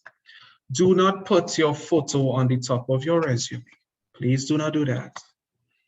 You're selling your skills and what you can do and what you can deliver and value. You're not selling your beautiful face. You're not selling that to an employer. An employer can't pay you for your face. All right? So don't put your photo on the top. Brand yourself as an expert in your field to be hired. So in your resume, I must just get a sense that, wow, this person is really, really, really the person to hire in this field, right? Leverage your LinkedIn, leverage your network. Go on to LinkedIn, do a post or two. Say that you're the person in this field that should be hired. You are the person to go to. Nothing is wrong with that. Next, if all else fail, hire a master resume writer. You can do that too. Also, ensure that your professional summary is always updated and relevant. So I always say every year I sit down with my resume, most times every 6 months or so, but I would sit down with my own resume and do over my professional summary, because my professional summary must always speak to who I am now and not who I was. So of course you develop skills all the time, you develop experience, you're always evolving and growing. So make sure that your resume speaks to who you are currently in your professional summary. Please do not copy and paste your job description under your job. Under each job, you are allowed to have about 3 or 4 points. After that, you would have lost the attention of your reader. So please don't copy and paste that whole 2-page job description you get from your job that tells you everything you have to do. Don't copy and paste that into your resume. Also, don't put your entire address at the top of your resume. If you live number 9 John Street, Chaguanas, all you need to put is Chaguanas, Trinidad and Tobago. There's no need to put number 8 John Street and put your whole address out there. That's not really too safe, right? Next, recommended professional fonts. So you all have been asking about this earlier, so you all can take this point from here. The recommended font is Arial Narrow or Calibri or Arial size 11 or 12, right? Refrain from placing references, personal contact numbers on your resume without their expressed permission, and also consider their safety, right? Your reference details and bio data should only be given when requested. So if a company wants to know your date of birth or your religion or all of that, that should only be given when requested, when you're already hired, not before. Also, don't put your salary progression on your resume. That's something I'm seeing a lot now. A lot of people tend to put, well, I make 5,000 here, 6,000 here, 7,000. No, don't put any salary figures in your resume. And also just be mindful of your social media footprint. I discussed that earlier. If you know you have compromising pictures on social media, just take them down or make sure that you don't have that profile name on your resume, because of course they will find it and you don't want people to, judge you or think of you in any particular way outside of being the professional you are. Last, on this slide, is not to use Canva or Canva templates. Now, don't get me wrong, I know Canva resumes are really, really cute, but those are not for exact job applying for employment reasons. Employment resumes are ones that you do on MS Word and you PDF it before you send it to a company. And the last tips and tricks slide relates to smart use of keywording. Study the application you're doing. Create a proper power skills listing separate from your skills bank. Now, this is something that is new to resume writing, something I have just learned within the past year or two. Power skills listings are normally at the bottom right before your references, and that's your last bit attempt to show a company, these are the reasons why you hire me, because these are all the things that I could bring to the table outside of all the skills I told you above that I have. So that helps as well in your job search.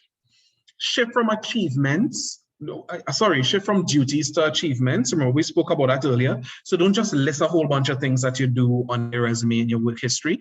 Talk about the things that you've achieved. So talk about, okay, I worked as a sales rep for this particular company. I increased sales by 50% when I was there my first month. Right? So that speaks to results, and that's what CEOs want to hear, because CEOs think in percentages and money and figures, and that's how they think. So you want to speak their language. Right, the power skills listing again. So of course, in power skills, there are things that employers want to hear. I want to know that the person I'm hiring is honest. The person I'm hiring is dependable, they're reliable. So a power skill listing speaks to those innate traits that you would have developed over the course of your studies, over the course of working, that are not exactly skills that you want to be paid top dollar for, but those are your nice to know. Anybody who would have studied strategy would have learned must-haves and nice to know, right? So your must-haves are your skills in your areas of expertise. You're nice to know in that the things that you want your employer to know that you have as well, that's in your power skills listing. So as time progresses, you need to make necessary omissions. So as your resume gets a little bit longer, you're gonna have to start taking out some of those duties from the bottom and just put the position only. Be mindful of your margins. That was one of the first things we discussed. You see where these resumes are all the way on the sides here? You have to make sure your margins are in proper alignment. And with regards to typographical errors and proofreading, does anybody here know about Grammarly? You all know about that program called Grammarly? If you do know about Grammarly, yeah, so I've got, yeah, people are responding. Attach Grammarly to your MS Word. Yes, it's amazing, I know. Now, if you have the money, if you have that beautiful credit card from mommy and daddy, I guess you could use the paid Grammarly.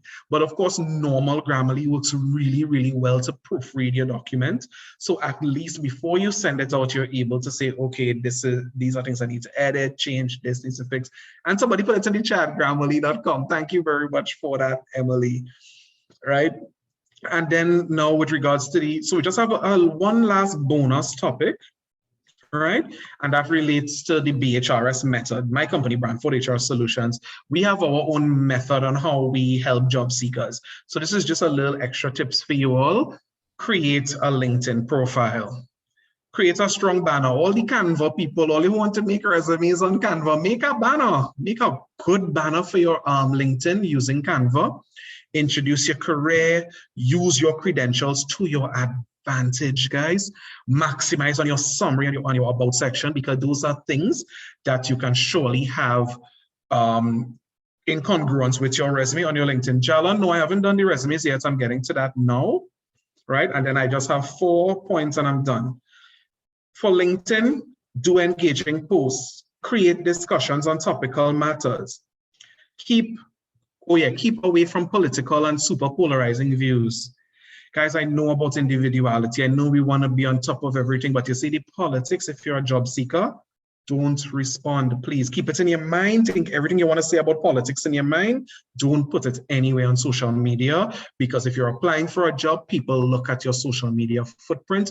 They will look at the things you're posting. If they Google your name and they see a set of anti-government and opposition and independent, you're talking about too many political things, those things bring companies into ill repute. So you don't want to be a part of that. Also, reshare, engage, comment on postings. Make sure that you leverage your network and look for people with higher followings like myself. If you want to if you want to be able to leverage your network, you can definitely follow people with larger followings, right? So what I'm going to do is share my screen, guys, and what my screen is going to give you is my contact information. So everything is here. And this is it for today, ladies and gentlemen. Thank you very much. So now, once you all have all of this, then we will take some time to look at the resumes. So if you want me to leave this page up, I can, or I can take it off. What do you think, Ms. Mitchell? We can share it in the chat. Okay, I can do that. I can take this yeah. out and I can, I'll do that. So, okay, so guys, we're going to, this is a great presentation as usual. And 97 people. students were really engaged. So we're going to start looking at resumes, and I did a quick search. So I know the couple of resumes, the first few resumes that I have here, the individuals are here, so they should recognize it, but we're not calling any names or anything like that, just based on what was popular in the last session.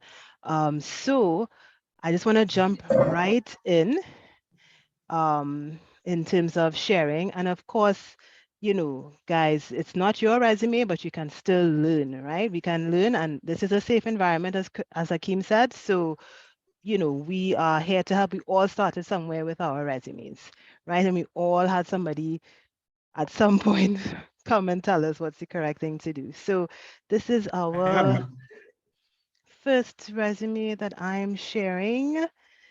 Let me scroll to the top. So we've blocked out the header, but that's an idea of what that would have looked like. And Akeem, you can take it away. Sure. Okay, so the objective to obtain a position at your workplace where I can utilize my ability to add value to your organization, thereby creating a product. Okay, so this is fine, but this doesn't tell me specifically how you're going to do it. It just tells me you're going to be good.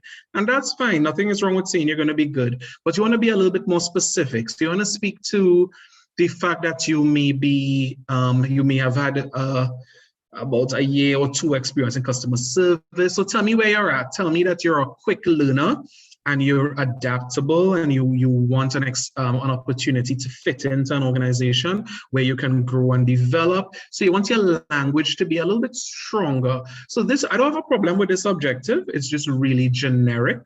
I would prefer an objective that's just a little bit stronger and tells me how or what you're gonna do to make my company prosperous, right? So qualities, I've never seen this as a label on a resume before, but I understand what you try to do. You put ability to work in harmony, right? So good communication skills, open, flexible, insightful. This is fine, but these are the things I would have preferred that you put in your objective. Right? So these speak to what you're bringing to the table. So you're bringing to the table the fact that you work well with people, you have good communication skills, and you contribute towards productivity, and you're able to effectively identify customer needs. So this line here, this second line is perfect for your objective, right? But I want to see a skills bank in here. So under the objectives, I want to see some skills. Now, I know it's hard to sit down and think up of all the skills that you have, but think about all the things you've done in your jobs, or think of all the things you've volunteered doing, and you can get your skills out of that. So your experience, right? Private, social. Okay, so this would have been self-employment. I got her, and then part-time daycare assistant. Kindly scroll down, please. I can't scroll. All right, production worker. No, that's fine. Okay, so here's what you need to do. So right next to your position, put a dash and then put the company. So if you're self-employed, private social studies tutor, hyphen, is it a hyphen? A dash, right. Self-employed. So part-time daycare assistant, hyphen, self-employed. Production worker, I think it's VNS Pharmaceuticals, so production worker, hyphen, VNS Pharmaceuticals. So it's easier on the reader and easier for the eyes to be able to pick everything up. Is that the end of the document? Okay. Yeah, CSR. So what you've done is that you've put the company at the bottom, and you should just put it right next to the type, to the position. So this should read customer service representative dash Nigel Arcan booksellers. Customer service representative dash Bobby's ice cream. Research assistant dash Raj Dubey marketing. Customer service representative dash ASA. Could you scroll down with that? Oh, Papa John's, sorry. Papa John's Pizza. Now, I don't know if Papa John's isn't there a parent company for Papa John's? Is that Restaurant Holdings? I'm not sure.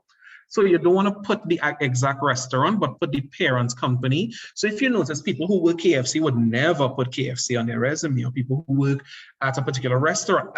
Josette has it, Prestige Holdings. Perfect. So that's what you do. You put the position, the company, and you put the parent company as Prestige Holdings, and you put a little bit more duties, not just the one-liner, right?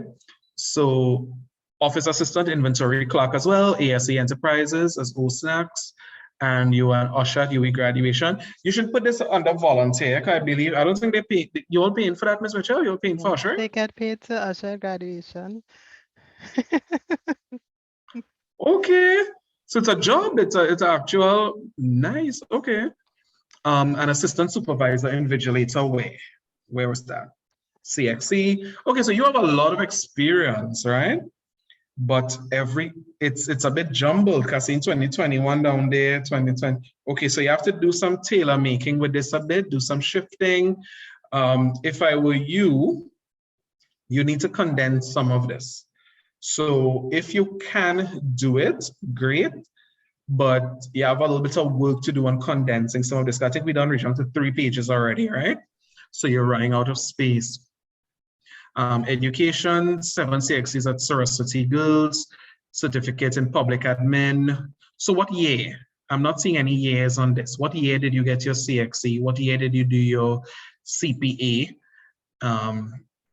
You always put a position first in the company. Yes, Anissa, because you're selling the position. Yes. Don't put the company first. People do that. You're not selling the company to the employer. You're selling what you would have done. So it's always position, then company, then a couple duties below. Volunteer, but it's a little jumbled here. So you want to make your headings a little bit more prominent. And also, do you all know how to do ribbons? Now, if you're good at MS Office, that's why I say make sure that what you're doing speaks to MS Office sophistication. So I need you to do some research on ribboning of a document. So you need to ribbon this down the left side so you're able to put some stuff in there that will save you space, because you've wasted a lot of space on this document that could have been maximized and used very, very well. So put a ribbon on the left and use your ribbon to put in your ribbon. You could put your biodata in there in terms of your phone number, email, and you can put your LinkedIn in there. Then you can put your experience, your education qualifications in there. You can put some of your certificates. You have your CPA and all of that. All that could go on the left. Below that, your power skills, and then your references. Good to go. Okay, so we'll move on to another resume. Sure. Okay, awesome. How many do we have? We have a lot. We can't go through all, but I know the students have your contact information, so they can possibly reach out to you that way. I'm just looking for another resume to pull up. Just give me. I guess we could do about 2 or 3 more if you want to. Yeah, we can. Sure. Okay, I had a resume lined up and I don't. Jordan, the emailing me for critique. Last time I said no problem to that, and I ended up with 1 set of emails, right? No, guys, I just wanted to, I know we're recording, but at the end of the day, it's a business. It's what I do as a company. So I have no problem helping, no problem at all helping. But when I get 100 emails, it's like, but at the end of the day, this is work, But I do try to help. So I have no problem helping. You want to send an email, you want to have a discussion, no problem. I'll assist you. Okay, so this professional summary is nice. I like it. An analytical chemist and laboratory assistant promoting hands-on. Yes. I want to know who this is. Is it possible you can tell me? You can't. I want to know. They are here. I just checked. So if they want to share, they can. I like this. Who is this? Who wants to tell me who they are? Preparing samples, batching orders, seeking a challenging technical. Yes. Who is this? They just said thanks in the chat. Who it was that said? Oh, this is Jalon's resume. Jalon, this is excellent. because this tells me, I did it last night. Oh, okay. I like this. You see the fact that Jalon put, I'm going to assume he put his name on this side, address, and on the right side, he put a little bit of biodata in terms of email and all of that. Yes, this is what I want to see from a young professional. I want to see, now you could take out the word key qualifications there. Those are not qualifications. Those are skills. So you could put areas of expertise rather than key qualifications, right? Let's scroll down a bit. Oh my God, he's given me, yeah, man. I'm liking the education here, but put education and qualifications. BSc chemistry, your year, you graduated last year, exams, your degree. You could take out your advisor and your senior project, that could come out. Cape and A levels, 2015 St. Mary's College, Tobago, excellent. Who did this resume for you, Jalon? Did you pay to have this done? This is good, guys. This is, I mean, I don't like the border. Please go back up, Nandi. I'm not into the border, but the border works because you're young, you're fresh out of school. I could take a border, but in a couple of years, the border will go. And what I want you to do, Jalon, just to push yourself a little bit, put a, do you know how to do ribbons? Can you ribbon a document at the top? If you could ribbon, do that. Ribbon, I wonder if I should be as bold as to show you all a resume I did. I could stop. You could bump me off the share when, whatever. Pardon me? You could bump me off the share if you want to share. I could stop sharing so you could, so you but I don't want to show the young lady's name, and this is being recorded, so I wouldn't have time to edit and all of that. But this is good, Jalon. This is what I want to see. When you can produce a document that looks like you know what you're doing. Any old person, anybody off the street can't put 4 bullets in the same line. They will not know how to do that. So this shows me, just from looking at this document, how much things this tells me about Jalon. This tells me, number 1, Jalon can do research. Number 2, Jalon knows, if I tell him, Jalon, can you go and research something for me and look up something and propose it to me, I think what Jalon is going to give to me is going to look professional. So this, even though, I mean, I could take out marks for him for not justifying the paragraph under the professional summary, but I can take those little mistakes because it's workable. When I see that you've put 4 bullets in a line, now, on average, now, a student's resume would give me like 8 to 10 skill points. Jalon has given me 20 skills points. How, Jalon, are you under 25?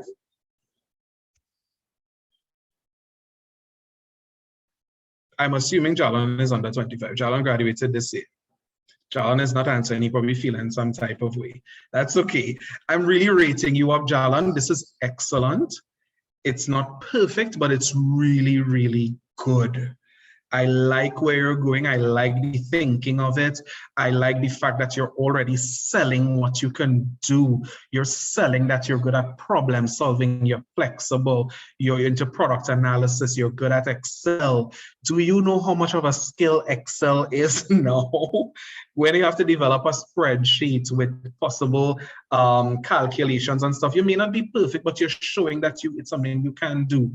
So regardless of what with this document, really excellent job here. This is really very good. If you want to fine tune this a bit, let me know and reach out to me, but I like this. I really, really do. He didn't put in anything with regards to references or anything like that. Yeah, that's okay. That's fine. Oh, okay. Well, his name is there. Where all these extra pages come from? Probably formatting. So just do some formatting there. When pulling it down, sometimes it changes things a little bit. That's okay.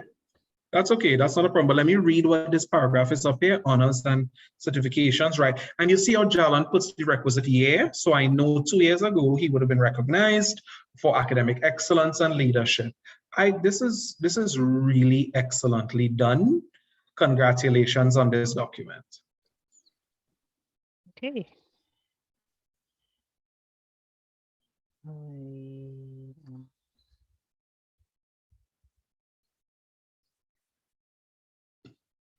Sonia, scholarships, yeah, you can put it in, but it's not a sellable point.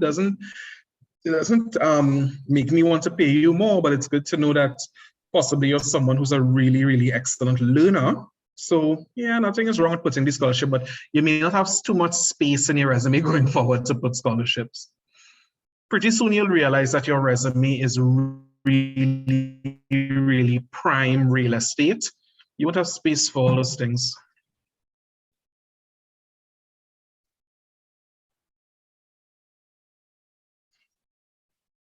Okay, so I believe the person's name would have been over on the in side. there. Yeah. Okay.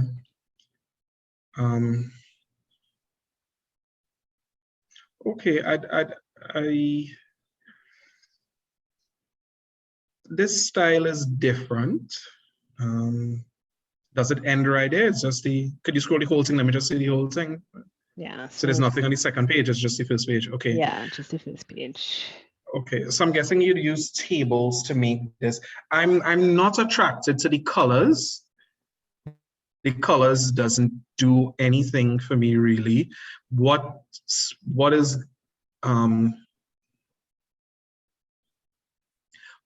okay, so you're a finance enthusiast, aspiring accountant, administrative assistant. So your profile states a self-motivated ambition with strong attitude in accounts. I'm eager to start my professional career. Okay.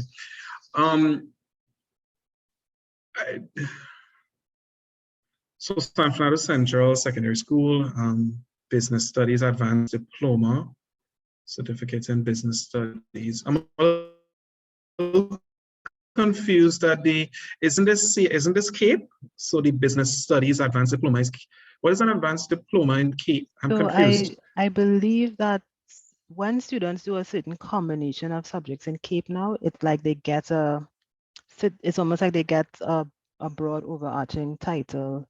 Really? Yeah. But only have me feeling old. I did CAPE and I didn't get that in my day.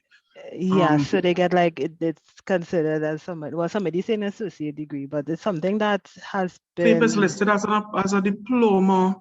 Yes. But it's something that has been coming up quite a bit. Yeah. So depending on the combination, yes, they have a title diploma with that name. Well, that combination gives you a business studies diploma. Okay.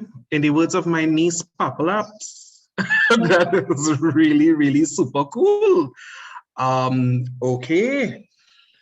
I'll be honest, the style of this resume isn't doing anything for me because even the margins are off. If you look at where profile starts and where education starts and where San Fernando starts, you see it doesn't line up, so it's not neat, right? I don't know where this person would have gotten this format from, but I would try, if I were this person, I would just try to take another stab at a resume based on everything we discussed today, right? But this particular layout is not the most professional. It's a little playful.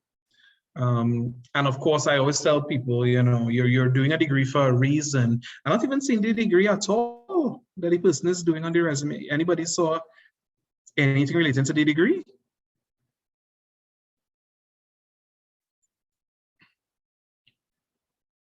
It doesn't appear they Yeah, have so it it, doesn't which came up in your session, because sometimes what we see with students a lot is if they haven't completed the degree, they don't know then they they won't should put it on your resume. But as you were saying earlier, they could just put currently pursuing.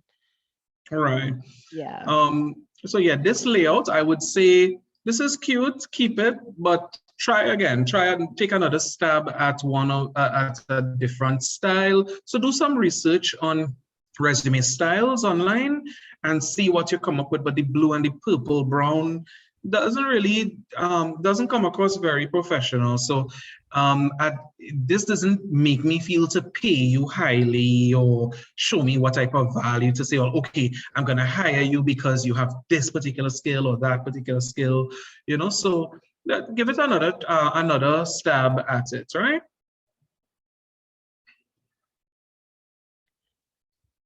In terms of the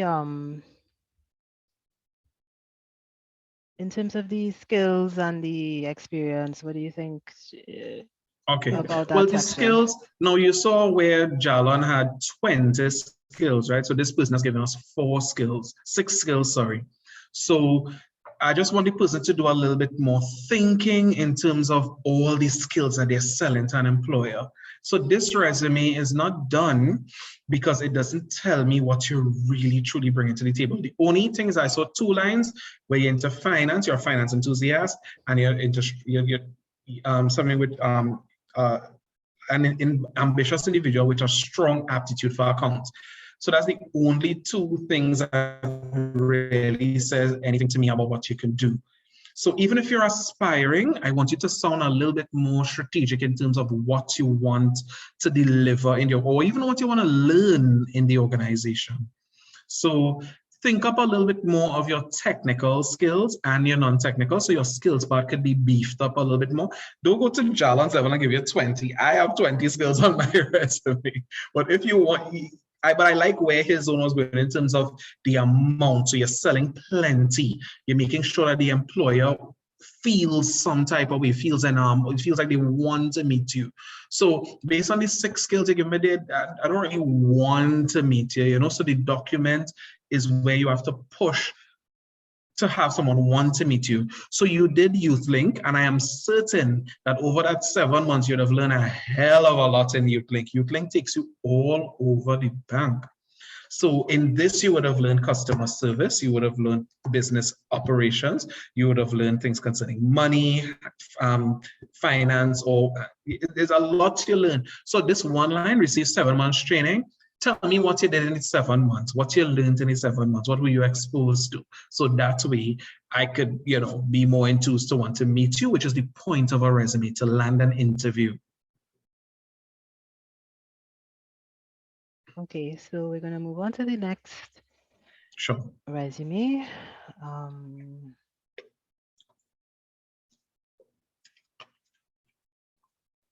Somebody said something in the chat. Let me see if I missed it. Oh, that was Sabrina. Okay. Profile, resilient final year student who has shown great communication and customer skills, the keen interest in others, receptive to acquiring new knowledge and gaining new skill sets. Okay. Okay, so you see, you put what you need to do. I don't know if this is the same person who asked that question. You put the degree first, then the school. So the degree first, then the school. So your qualification must always come before your education. Your position must always come before the company. So under work experience, you have IQ Limited. You need to put your customer. Who do I say? Yes, Satash has a question, Nandi. So you always, in education and qualifications, you always put your degree first before you put the school, because the school is not the achievement. The achievement is the degree or the certificate or whatever it is. So for the Azure girls as well, you put your full CSEC certificate, and then below, or you put a dash, Azure College, Azure Girls College. So you worked at ICOR. Is it ICOR? I don't know how to pronounce that. IQOR. Yeah, Limited. it's ICOR. All right. So you worked at ICOR as a customer service representative on short-term contract. Perfect. But you need to put the position before the company. All right. You assessed and resolved problems. You handled sensitive customer matters. Excellent. So as one of your skills, I want to see confidentiality. And I'm not seeing, well, did we see a skills bank above Nandi? Oh, sorry. No, I lost my space. Give me 1 second, guys. My apologies. Sure, take your time.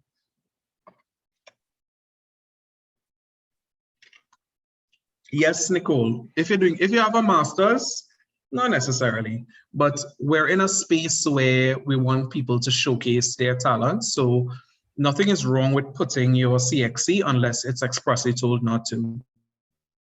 You're told not to. You see, this session is being recorded. So I have to be very careful. I cannot call company names and that type of thing. But there are certain companies that would flat out tell you, do not put your CXC on your resume. We're not interested in that. So I don't want to call names of the companies that I know that say that. So I'm being very, very cautious.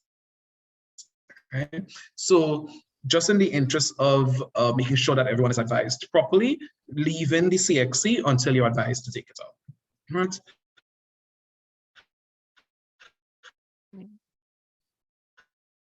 I mean, that's where research is important too. I'm not seeing a skill. No, I was just saying that's where research is important too when you're putting together your resume to kind of determine which organizations want to see. Some organizations want to see the subjects you've done for CXC. Some of them may not. You know, if you just say how many subjects, that's fine. So doing a little bit of background research is also helpful. So yeah, do some restructuring with this document, and also I need you to justify your, left, right, and justify it. You need to justify your work to make sure the resume is neat on both sides. In terms of, you see, on your left side, you were able to make sure everything is coming down in a neat way. It should be on the right side as well, right? You can scroll down. So volunteer experience, Miloaz Productions, assistant stage production. Okay, so I want you to do some edits here. So what was the overarching career on top, Nandi?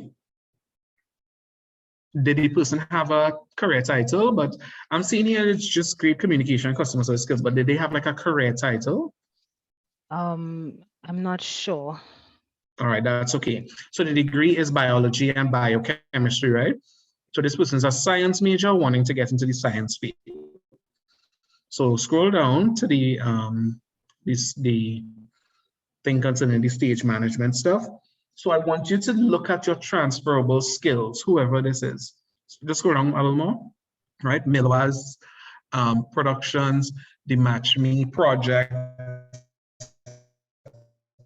and the bedtime story, right? So these things are all cool, but I want you to pull out what you would have learned from it or what you've done that would support your overarching career.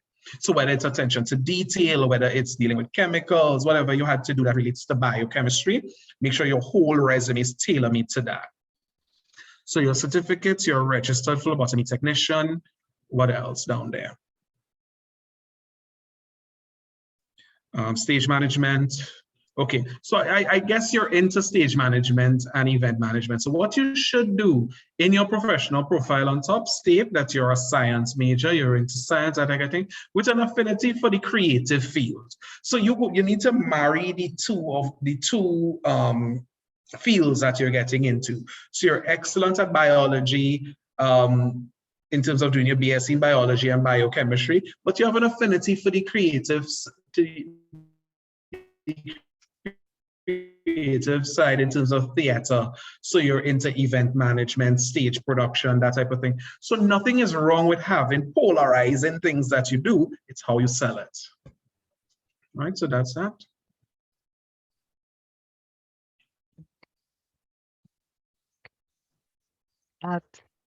Looking at the time, you can probably look at one other resume. Sure, one more is fine.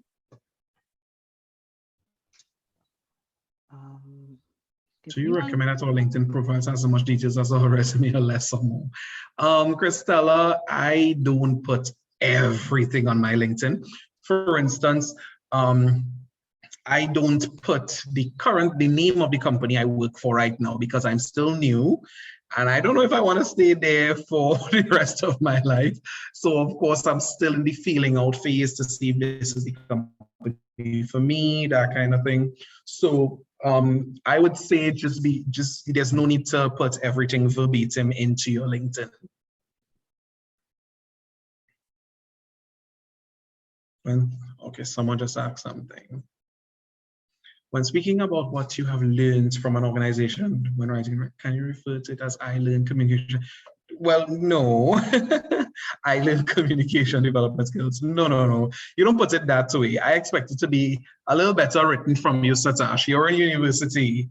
This is not standard one, so make sure that it's written as someone who came out of a university. So not I learned communication development skills, but you can put something like, while in this position, I would have reduced, I would have increased the sales of the organization by 20%. or something like that. So you make sure it sounds like a sellable point. Communication development skills is not a sellable point, right? So I'm not sure if it was mentioned before, but I missed it. But do we put our GPA? I notice people put GPAs there. I've never put my GPA on my degree. I graduated with first class honors, and when I got my bachelor's, and I still don't. I don't even put first class. I don't recall putting it, but I say it on an interview. On an interview, I will tell you I got first class honors. On an interview, I will tell you on my year that I placed first in the island in common entrance. So on an interview is when I would wow you with those details. All right, so Nandi, one more you said? Yeah, sorry, I'm coming. No problems, take your time. It's just not popping up, the final one that I want to use. And I don't know why. Not a problem, Vijaya. Okay, let me see what this resume. In our context, Akim, I would say employers do ask us for a lot GPAs. for GPA. They like to see it on your resume. When they submit their resumes to us, we like to ask for it in that context. Yeah. Okay, I'm just gonna share. Akilon, the short answer is yes. Okay, so sorry for the delay, but here's our final resume. Is there a particular reason why there's so many colors, or is that how it copied and pasted across? Or that was how it was? That's how it was. Okay. The only thing is I'm not sure if the lines Margins are probably off. Yeah. probably That's should okay. not, yeah. That's fine. That's not a problem. Objective to build a long-term career in this place of work, as well as to utilize my skills to help this firm reach its. Okay. So you have to do a little rewrite on your objective, right? Your objective needs to be about 3 to 4 sentences. Tells me a little bit more about you, what you're trying to do, what you're looking towards. So I need it to be a little bit more meaty than this. This is a pilau with 1 piece of meat right now. I want to get more meat in the pilau in this part. So I want to know what you're trying to do, where you're trying to get to. So tell me you're an aspiring typist or an aspiring accountant, an aspiring business leader, whatever you're aspiring towards, this is where it will go in the objective. Education, your education is the degree, not the school. So of course I want the or Jalon has just all the praise Jalon get all the time. Jalon, no, come to say thank you. No problem, Jalon, all the best. Keep in touch. Right, so presently you're pursuing a bachelor's in criminology and criminal justice with a minor in psychology UE, currently pursuing. Certificates in criminology, right? So you did it well below, but I don't know how on the top you have UE first, then the school. So probably if you just go back to how you had it before, like no, how you have it below, certificate in defensive driving. Well, all of this will come out in time, and then you spell St. Augustine wrong. Nandi, you show your copy and paste this correctly. You take out the E and the we downloaded it from the Google Drive. So no no typing up or anything. The only thing we did was block out the name. So okay, so whoever this person is, you'll get 2 little belter because you spell your school name wrong. That's could be deemed to be a little bit careless, so just do a little proofreading and just be careful when you're doing your resume, because you want to make sure your spelling is right and nobody could judge you or think that you're not able to spell and that type of thing. So just be really, really careful with the spelling, right? So your CSEC, your Caribbean Secondary Education Certificate, is it the full certificate? So only below you wrote obtain 5. So just write full Caribbean certificate. Somebody had it before in their resume, which is what we wanted to see, that it was a full certificate. All right. Experience sales clerk at Bagan. So this is excellent. Okay, so your time, I see people doing this now, and this is not, yeah, you can stop right there. I see people doing this now, and this is not the right way to do it. But 2016, so am I to assume that you work from January to December 2016 at Bagans, and then lower than that, you work 212 location. I love the mass from 212 location. Okay, so this is my store. if you were a dispatcher slash operator there for 2021. So did you work January to December 2021? So I want the months in there, right? So you worked with said company. Working with said company helped me. Okay, so this is not correct English, right? So working with said company helped me develop better professionalism skills. Nandi, you sure you copy this correctly? This is not professionalism skills towards customers and learn to cope better. All right. So I'm not going to down you, but I just really want you to do a little bit more attention to detail, right? So spelling, grammar, be really, really, really careful with that. Right, so this entire sentence does not make grammatical sense. There's too many typos, so just be careful, right? Now, based on your hobbies and skills, I don't know what was the thinking behind putting kickboxing and excellent communication skills in the same grouping. Right, so just as in HR, anybody who's here who's in the HR field understands job families, right? So in job families, we speak about, okay, accounts receivables, account payable, receipts, vendor management, all that falls under accounts. And then you talk about the job families that fall under HR, and all that fall under IT, all of that. So when you're thinking about skills, think about skill families, right? I know I'm talking master level, but that's okay. We all at the university level here, so we have to do some thinking, right? So with the skills part here, is a member of the Red Cross Association a skill, right? Is cricket a skill that you're selling to an employer? So we're taking out all of those things that do not add value to the employer. So take out the cricket, the football, the basketball, the cooking, the car. What's that car cost? Was that cost turning? Well, what is the cost in a car? Right? So was it costuming? I don't know. I can't. It's pretty tiny. Costume. Okay, so what is car costuming? You put this on your resume to sell to an employer. So how is the employer going to pay you for costuming? Or okay, you change your dance. Right? So just go back over this. Make sure that it makes sense to the employer in terms of what they're going to pay you for. Right? So this has some work to do. Can you scroll down a bit, Nandi, so I can see what's below there? Activities. All right, the activities are fine. 2018 to 2020, that's fine, no problem. I think I have a question here. Let me see what it is. With regards to objectives or profile, but I think you mean profile summaries or professional summaries. When typing out a 4 or 5 sentence, is it that you're typing it to suit the organization? No. You're typing it to suit you, to who you are and what you are bringing to the table, right? So your personal mission. What is a personal mission? Satash, you want to talk with me? You want to unmute and tell me what you mean here? So you want to achieve not necessary to enter, but yeah, I don't know what you mean here. So can Satash, I don't know if you could unmute. We finished with this resume here. Yes, Satash, I don't know what you mean here. Talk with me. Well, when I mean personal mission, like something you want to achieve for yourself, like you want to open your own business or something like to that effect. And you want to put that in your resume? And I'm asking if when you're doing your professional profile. Was it a professional file? All right. You're talking about several things here. You're talking about a personal mission, there's no personal mission in a resume. There's objectives, there's an objective and a professional summary. An objective is for someone who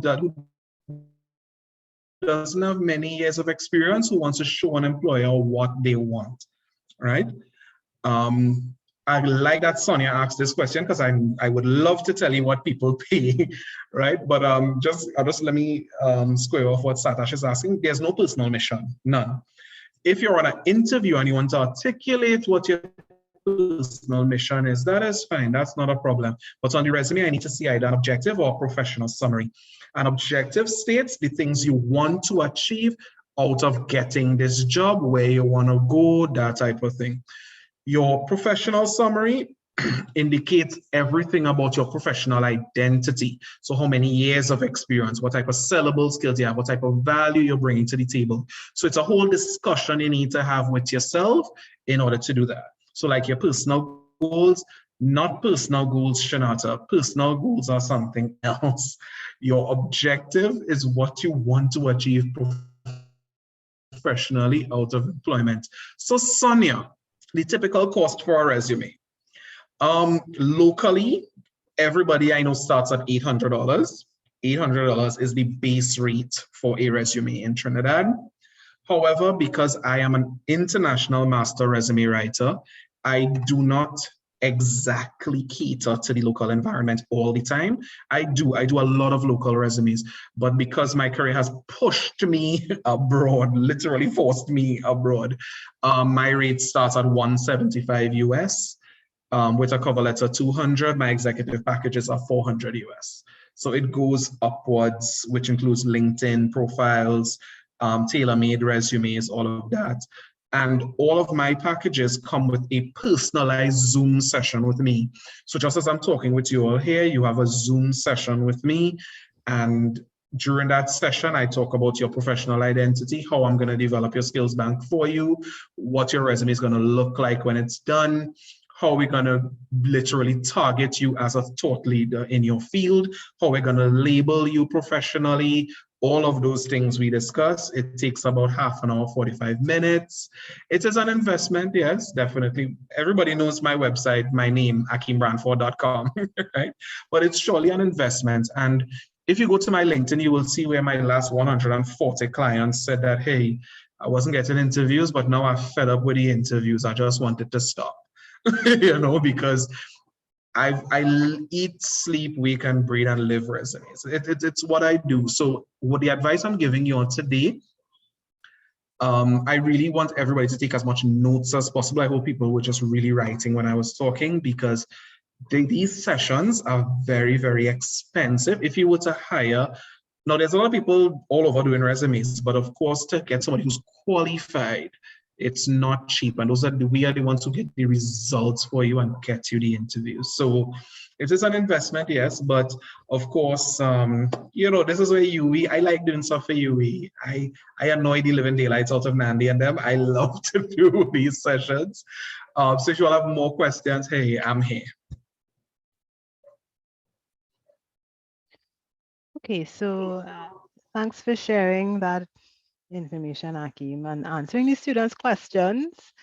I think I know a lot of them, we still have 72 on at minutes to 4. Exactly. So that tells, that speaks to itself. So we're finished with this resume. You wanted to add anything with regards to the activities or anything like that? No. Okay. All right. So we have to wrap up. We love to have you with us, Akim, and we love working with you, and the students really appreciated this session this afternoon. I know it was really helpful. You went through and broke everything down, answered questions. You will have the bonus of having Akim's contact information. I know he only has a certain amount of time and space to respond. So hopefully you'll be one of the lucky ones that he will be able to get back to. But I know he's going to get back to Jalon because he was so impressed with his resume. But just want to say thank you again. Everyone, look out for our future sessions. Thank you for coming in, Akim, from the different students. So that's it for us. Oh, Dasha, all that, and you spell my name wrong? Well, I'm so happy to do these sessions for you. I mean, everyone, these are very expensive bits of advice. So I just need people to understand that, what I may come and just do for you or here, if you have to hire somebody to do it, the money it's really an investment. So I want you all to just take it in. When I was your age, I did not have anyone to guide me at all on resumes and putting my best foot forward. I would have gone on interviews in a short sleeve with earrings. I made all the mistakes in the world. That's why now, after all the training I've gotten over the last 16 years, I'm able to impart this to you. So please, please, please, please take the advice. You have questions, nothing is wrong with questions. I prefer someone annoys me with questions. When I say annoy, I prefer you over message me and that kind of stuff, rather than you go out there and do the wrong thing or have a bad resume and you not get a job. I want you all to succeed just as much as I want to succeed myself. So all the best, everybody, and good luck in your future resume writing. Okay. Bye, everyone. Take care. Enjoy the rest of your afternoon.